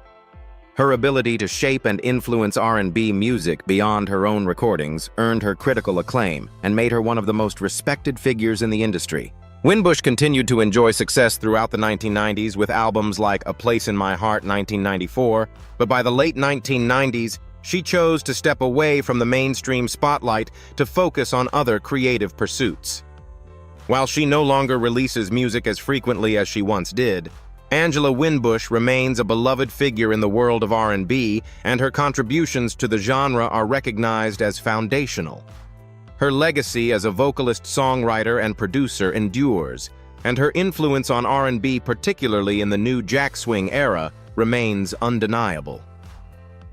Angela Winbush's distinct voice and powerful emotive performances continue to inspire new generations of artists and fans, and her work is celebrated as an essential part of the history of contemporary soul and R&B music. Eddie Kendricks. Eddie Kendricks, born on December 17, 1939 in Union Springs, Alabama, was a founding member of the iconic Motown group, The Temptations. Known for his distinctive falsetto voice, Kendricks helped shape the sound of soul music during the 1960s and 1970s. Growing up in a musical family, Kendricks was exposed to gospel and blues early on, and his love for music led him to form a group with friends which eventually became the Primes. The Primes would later merge with another group, The Distance, to form The Temptations in 1960. As a member of The Temptations, Kendricks became known for his smooth falsetto on some of the group's most iconic songs. Hits like The Way You Do, The Things You Do, and My Girl featured his soaring high notes, and his vocal style helped define the group's sound during Motown's golden era. His voice became a signature feature of The Temptations' harmonies, and he was often the lead on many of their ballads, adding an ethereal quality to their music. In 1971, Kendricks left The Temptations to pursue a solo career, but his time with the group left a lasting legacy. His 1973 solo hit, Keep On Truckin', marked his transition to a solo artist and showcased his ability to bring the same soulful energy to his solo work that had made him a star in The Temptations. The track was a commercial success, reaching #1 on the R&B charts and helping him carve out a successful solo career. Kendricks continued to release solo albums throughout the 1970s, including Eddie Kendricks 1973 and Boogie Down 1974. His solo work explored a blend of R&B, funk, and soul, and his distinctive falsetto continued to captivate audiences. Despite his success as a solo artist, Kendricks never recaptured the level of mainstream success he enjoyed with The Temptations. Eddie Kendricks's health began to decline in the 1990s, and he struggled with various medical issues. On October 5, 1992, Kendricks passed away at the age of 52 due to lung cancer. His death marked the loss of one of the most iconic voices in soul music. Although his solo career was somewhat overshadowed by his time with The Temptations, Eddie Kendrick's contribution to the soul and R&B genres is undeniable. His unique voice remains an essential part of the Motown legacy, and his influence on the sound of soul music continues to be felt to this day. Al Wilson. Al Wilson, born on June 19, 1939 in Meridian, Mississippi, was a gifted singer known for his soulful voice and heartfelt ballads. Wilson's early interest in music was sparked by gospel and blues, which influenced his emotive vocal style. His first break in the music industry came in the 1960s when he recorded for various labels, but it was his signing with the Soul City label in the early 1970s that would set him on the path to stardom. Wilson's 1973 hit Show and Tell became a massive success and is regarded as one of his signature songs. The song, with its soulful melody and Wilson's passionate delivery, became an anthem of love and longing. It reached #1 on the R&B charts and became one of the defining songs of the 1970s soul era. Wilson's ability to convey deep emotion through his voice, particularly on ballads, made him one of the most distinctive voices in R&B. Throughout the 1970s, Al Wilson continued to release albums and singles that showcased his vocal versatility. Songs like The Snake and Lala Peace Song further solidified his place in the R&B landscape, with The Snake becoming another popular hit. His music was characterized by smooth melodies, soulful instrumentation, and his ability to blend elements of blues, gospel, and R&B into a unique sound. Wilson's success, however, began to slow in the 1980s as musical tastes shifted toward a more contemporary sound. He continued to record and perform, but was never able to recapture the mainstream success he had enjoyed in the 1970s. Despite this, Wilson remained a respected figure in soul music, and his songs continued to resonate with fans of classic R&B. Al Wilson's later years were marked by personal struggles and a less visible presence in the music industry. He passed away on April 21, 2008, at the age of 68 due to complications from kidney failure. His death was mourned by fans and the music community, as he had been a beloved figure in R&B for decades, Al Wilson's contributions to the genre, particularly through his powerful voice and soulful ballads, continue to be celebrated. His music, particularly Show and Tell, remains a timeless classic, and his legacy in the world of soul and R&B music endures. Lenny Williams. Lenny Williams, born on February 16, 1945 in Little Rock, Arkansas, is a renowned soul singer whose distinct voice and emotional delivery have made him a standout figure in the world of R&B. Williams moved to the Bay Area as a teenager, where he eventually became a member of the legendary group Tower of Power, known for its brass-heavy, funk-infused sound. Williams was the lead vocalist of the band during its early years in the 1970s, and his soulful delivery on songs like So Very Hard to Go and You're Still a Young Man helped shape the group's sound and influence on funk and soul music. However, it was Williams' solo career that cemented his status as an iconic soul singer. In 1976, he released his debut album Lenny, which featured the hit 'Cause I Love You. The song showcased Williams' incredible vocal range and his ability to convey raw emotion through his singing. His voice, which combines smooth falsetto with deep, passionate delivery, became one of the most recognizable in the soul genre. 'Cause I Love You became a major hit and remains one of Williams' signature songs with its heartfelt lyrics and Williams' emotional performance, making it a timeless classic. Throughout the 1970s and 1980s, Lenny Williams released several successful albums, including Love Current 1978 and Spending Time 1981. His music blended soul, R&B, and a bit of funk, and he became known for his ability to mix smooth ballads with up-tempo tracks, often exploring themes of love, heartbreak, and desire. Songs like I Can't Stop and Let's Get Together further cemented his place as one of R&B's leading voices. Williams continued to perform and record throughout the decades, maintaining a dedicated fan base, particularly in the soul and R&B communities. While his mainstream success fluctuated in the 1990s and 2000s, his influence on soul and his role as a mentor to younger artists remained intact. He was known for his exceptional live performances, often leaving audiences captivated by his vocal power and range. Lenny Williams' legacy as one of soul music's greatest voices endures through his timeless songs. His ability to evoke deep emotion with every note made him a true standout in the genre, and he is remembered for his contributions to R&B and his influence on both contemporary and classic soul music. Kenny Gamble. Kenny Gamble, born on August 11, 1943 in Philadelphia, Pennsylvania, is a legendary songwriter and producer who, along with his musical partner Leon Huff, co-founded Philadelphia International Records, PIR, a label that would become synonymous with the Philadelphia sound. Gamble's work as a producer and songwriter was integral in the development of soul music during the 1970s, and his influence on the genre remains profound. Before his rise as a producer, Gamble was already an accomplished songwriter. He began his career in the early 1960s as part of the songwriting team at Philadelphia's Cameo Parkway label. His early success came with songs like The 81 by The Showman and Expressway to Your Heart by the Soul Survivors. In 1968, he partnered with Leon Huff to form a songwriting and producing team that would go on to shape the sound of Philadelphia soul.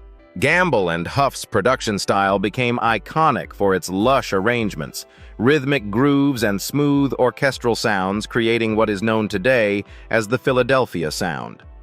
Their breakthrough came with the release of If You Don't Know Me By Now by Harold Melvin and the Blue Notes in 1972, which became a massive hit. The success of the song led to a string of hits for other PIR artists, including the O'Jays' Love Train, Billy Paul's Me and Mrs. Jones, and Teddy Pendergrass's solo hits. These songs became some of the most enduring tracks in the history of soul music. As a producer and songwriter, Gamble was known for his ability to create music that resonated with listeners on a deep emotional level. He often wrote about love, heartbreak, and relationships, but he also used his platform to address social and political issues. His work with the O'Jays on their album Ship Ahoy 1973 included songs like For the Love of Money and Used to Be My Girl, which tackled themes of economic disparity and the complexities of relationships. Gamble's socially conscious approach to songwriting made him a key figure in the development of soul music during a time of significant cultural and political change in America. Philadelphia International Records became one of the most influential labels in R&B and soul music, with Gamble and Huff at the helm. The duo's contributions to the development of disco, soul, and funk helped shape the sound of the 1970s, and their influence continued well into the 1980s and beyond. Their work also played a role in the rise of artists like Patti LaBelle, Phyllis Hyman, and Archie Bell and the Drells, further cementing their place in music history. Throughout his career, Kenny Gamble received numerous accolades for his contributions to music, including a Grammy Award and an induction into the Songwriters Hall of Fame. He continues to be an influential figure in the music industry, and his legacy as a pioneer of Philadelphia soul remains intact.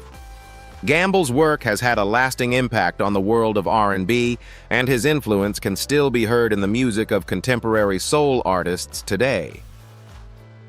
Peabo Bryson. Peabo Bryson, born on April 13, 1951 in Greenville, South Carolina, is widely regarded as one of the most celebrated voices in R&B and soul music, known for his smooth baritone voice and his mastery of the ballad. Bryson's love for music began at a young age, and he was deeply influenced by gospel, blues, and R&B music. He began singing in church and later moved to Atlanta, Georgia, where he would become part of the vibrant soul and R&B scene in the 1970s. Bryson's breakthrough came in 1977 when he signed with the label Capitol Records. His debut album, Peabo 1977, introduced his unique voice to a wider audience, though it was his 1984 album, Peabo, that solidified him as a major artist.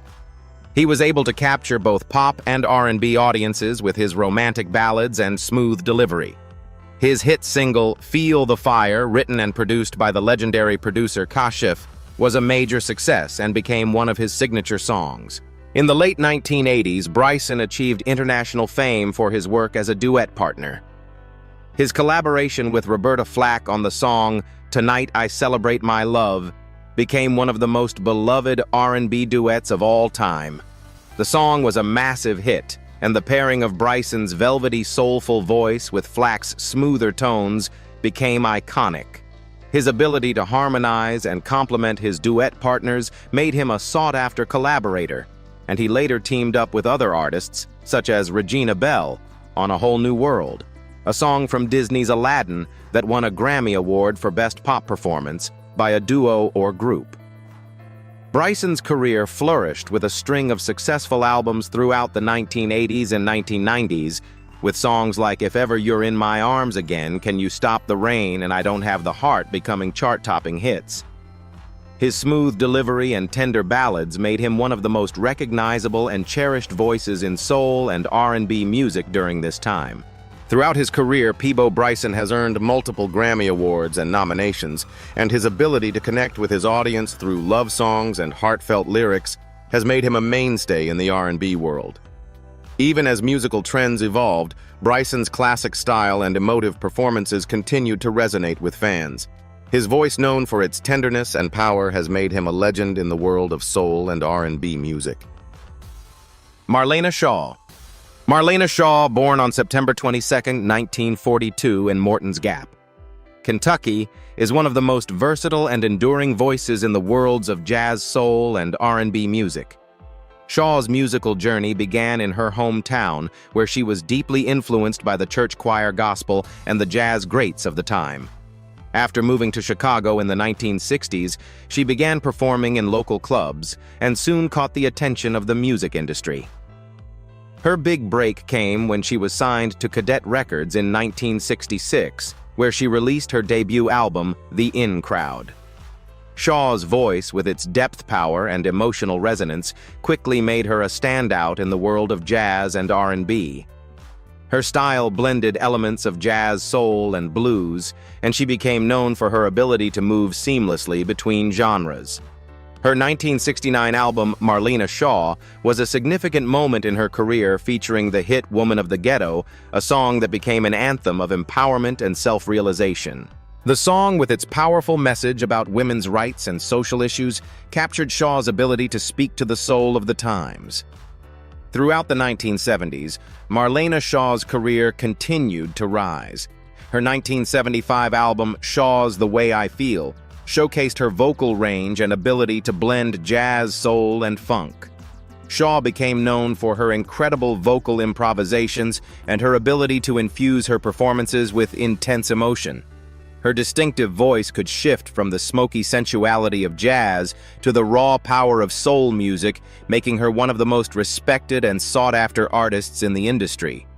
One of Shaw's most significant moments came with her 1976 collaboration with the disco group Thelma Houston, where they recorded The Devil in Me, which became a club hit. Shaw's crossover into disco marked a new phase in her career and helped to further her reach with mainstream audiences. However, Shaw's most enduring work remains in the jazz and soul genres, where she continues to be recognized as one of the most distinctive vocal talents. Throughout her career, Shaw has maintained her status as a highly respected artist in both the jazz and R&B communities, with a dedicated following across the world.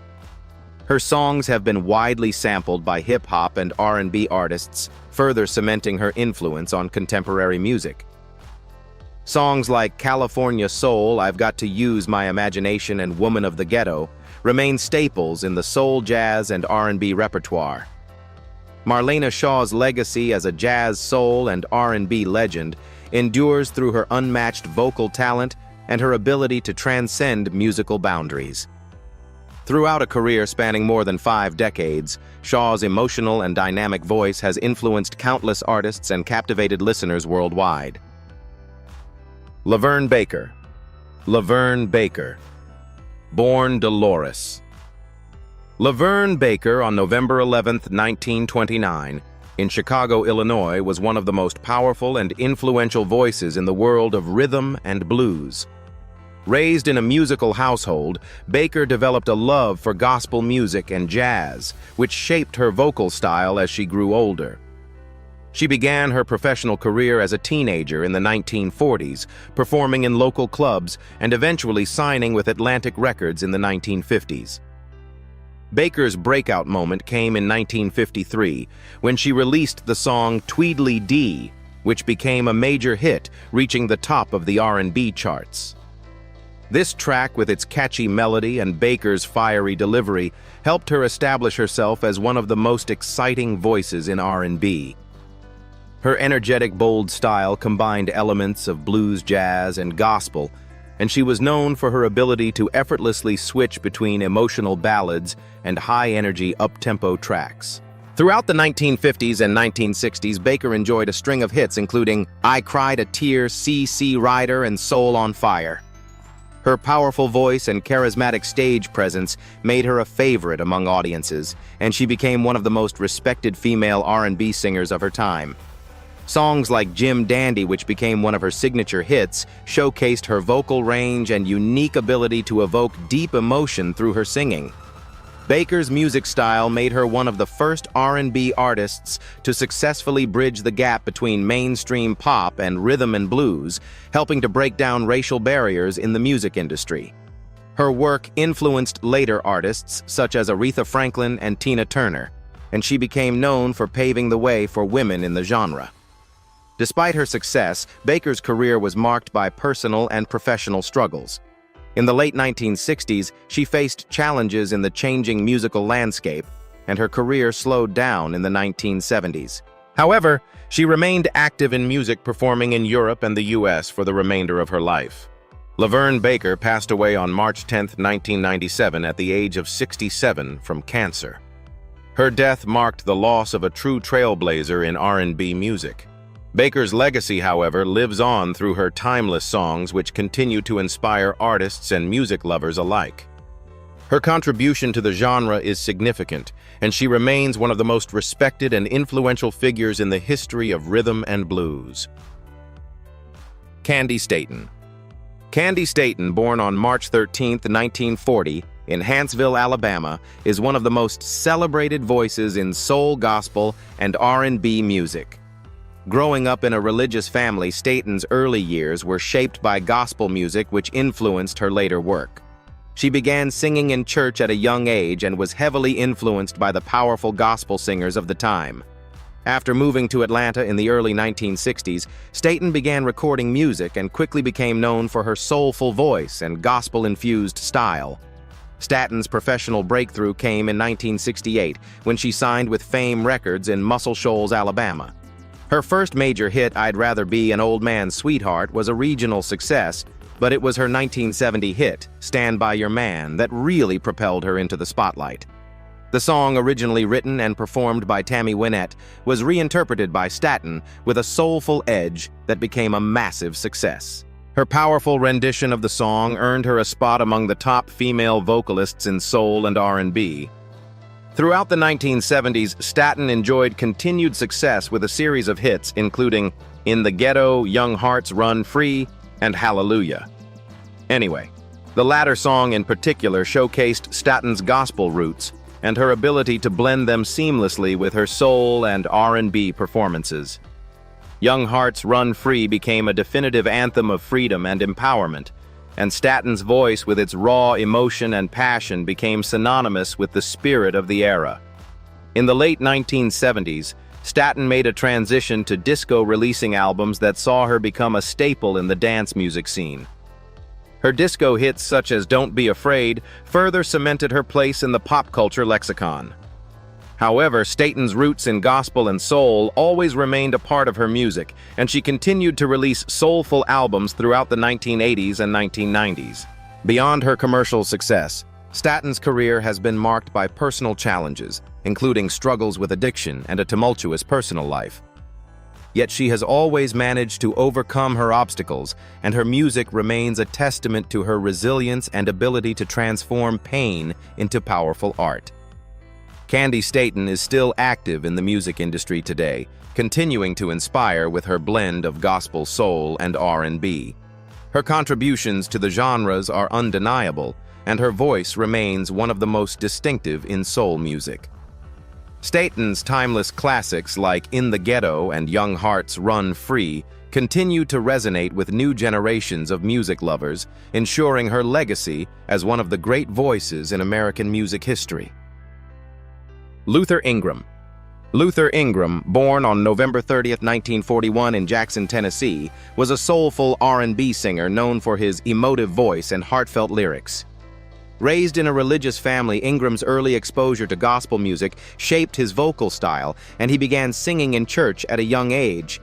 His deep, resonant voice would go on to become one of the most distinctive in soul and R&B music.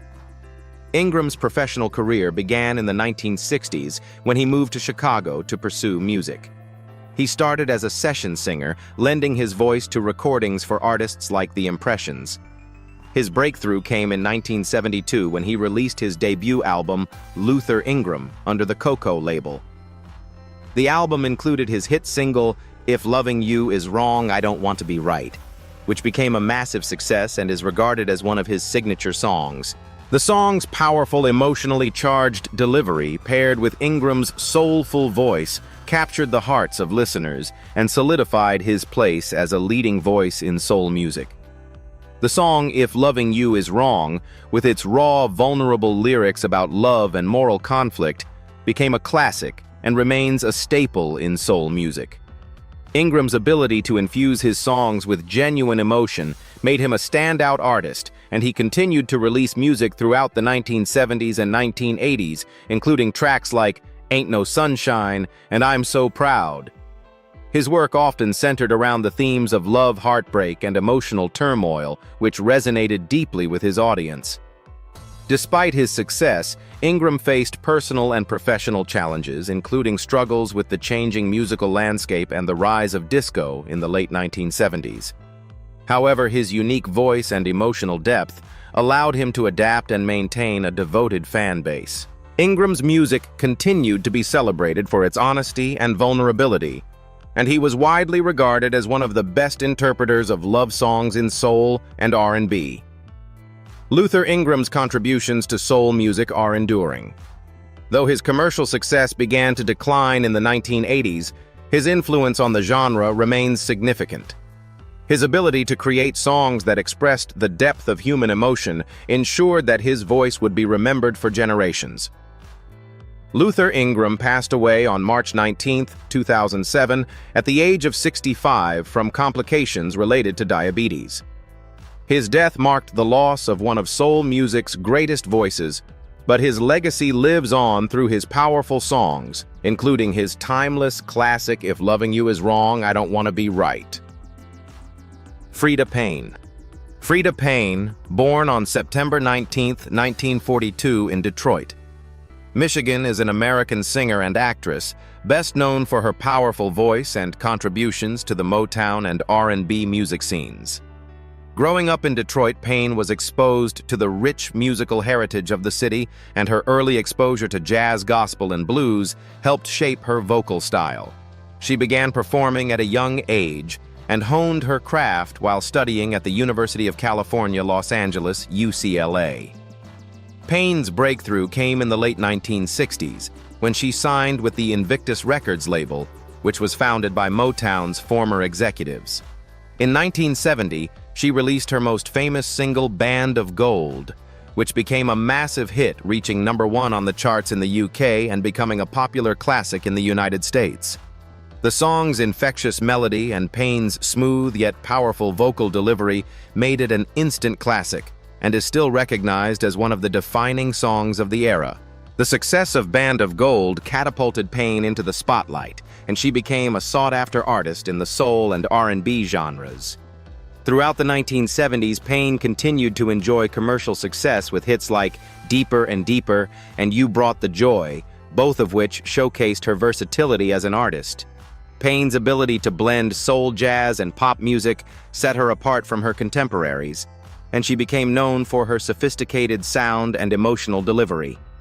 Her debut album, Freda Payne 1970, which included "Band of Gold," was a critical and commercial success, and her follow-up album, Contact 1971, also received